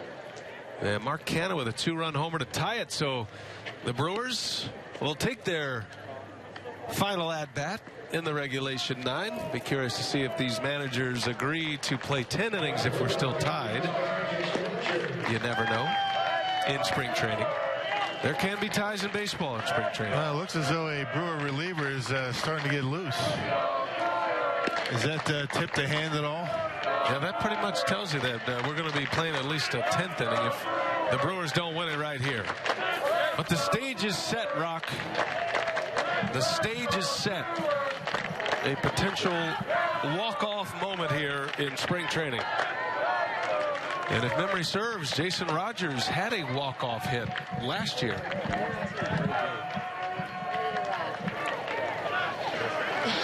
He's got big power. Hunsinger back on the mound for the A's. Starts him with a hook.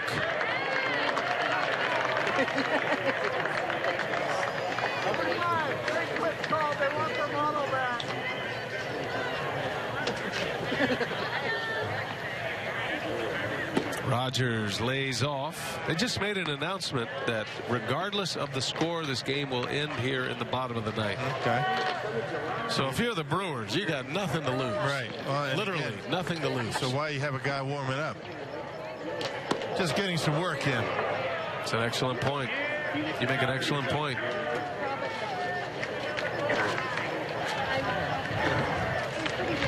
And if you're that guy warming up, and you're basically saying, look, we like you to throw a little, but we don't really like you pitching in a game. Yeah, we're not going to use you. Go ahead and get your work in. But do what you want. I got a car.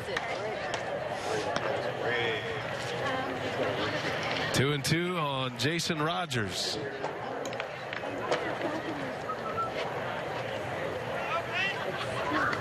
That is Chris LaRue, if you're scoring at home. Ground ball, backhanded out at second base, and Rogers is out number 1. It's a pretty big league number, though, for coming up from minor league camp. Normally, you're in the 90s when you're... Well, 37, that's probably his number during the season. And it's nice. No name on the back, but at least he gets to warm up at the big league field.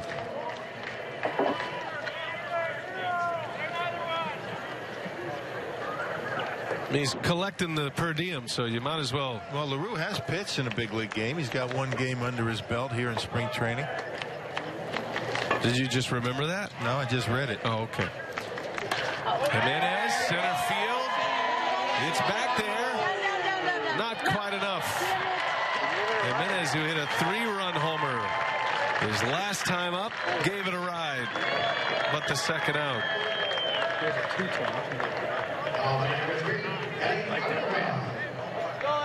So the Brewers are down to their last out to avoid a tie. And it's Elian Herrera.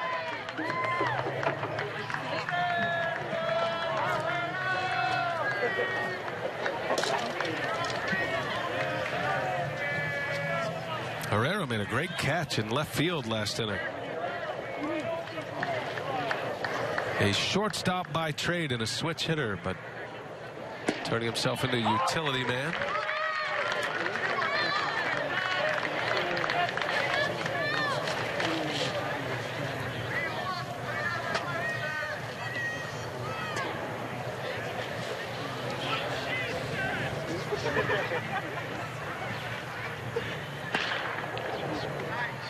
Elian's not much of a power threat. He's not a guy you expect to see hit one out of the ballpark. But he's a good guy to get a rally started with 2 outs. Everybody's a power threat here. Take a shot at it, right? Right, why not? 0-2 the count. 2 outs in the inning. And in and out of the glove of the catcher.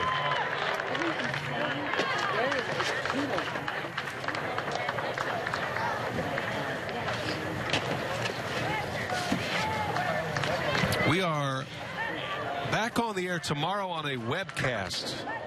Brewers play the Mariners. If you want to dial in to Brewers.com, I have the webcast for you. Are you doing that game with me? I am not. Rock's got the day off tomorrow. I work next on Saturday. Half of our audience just left.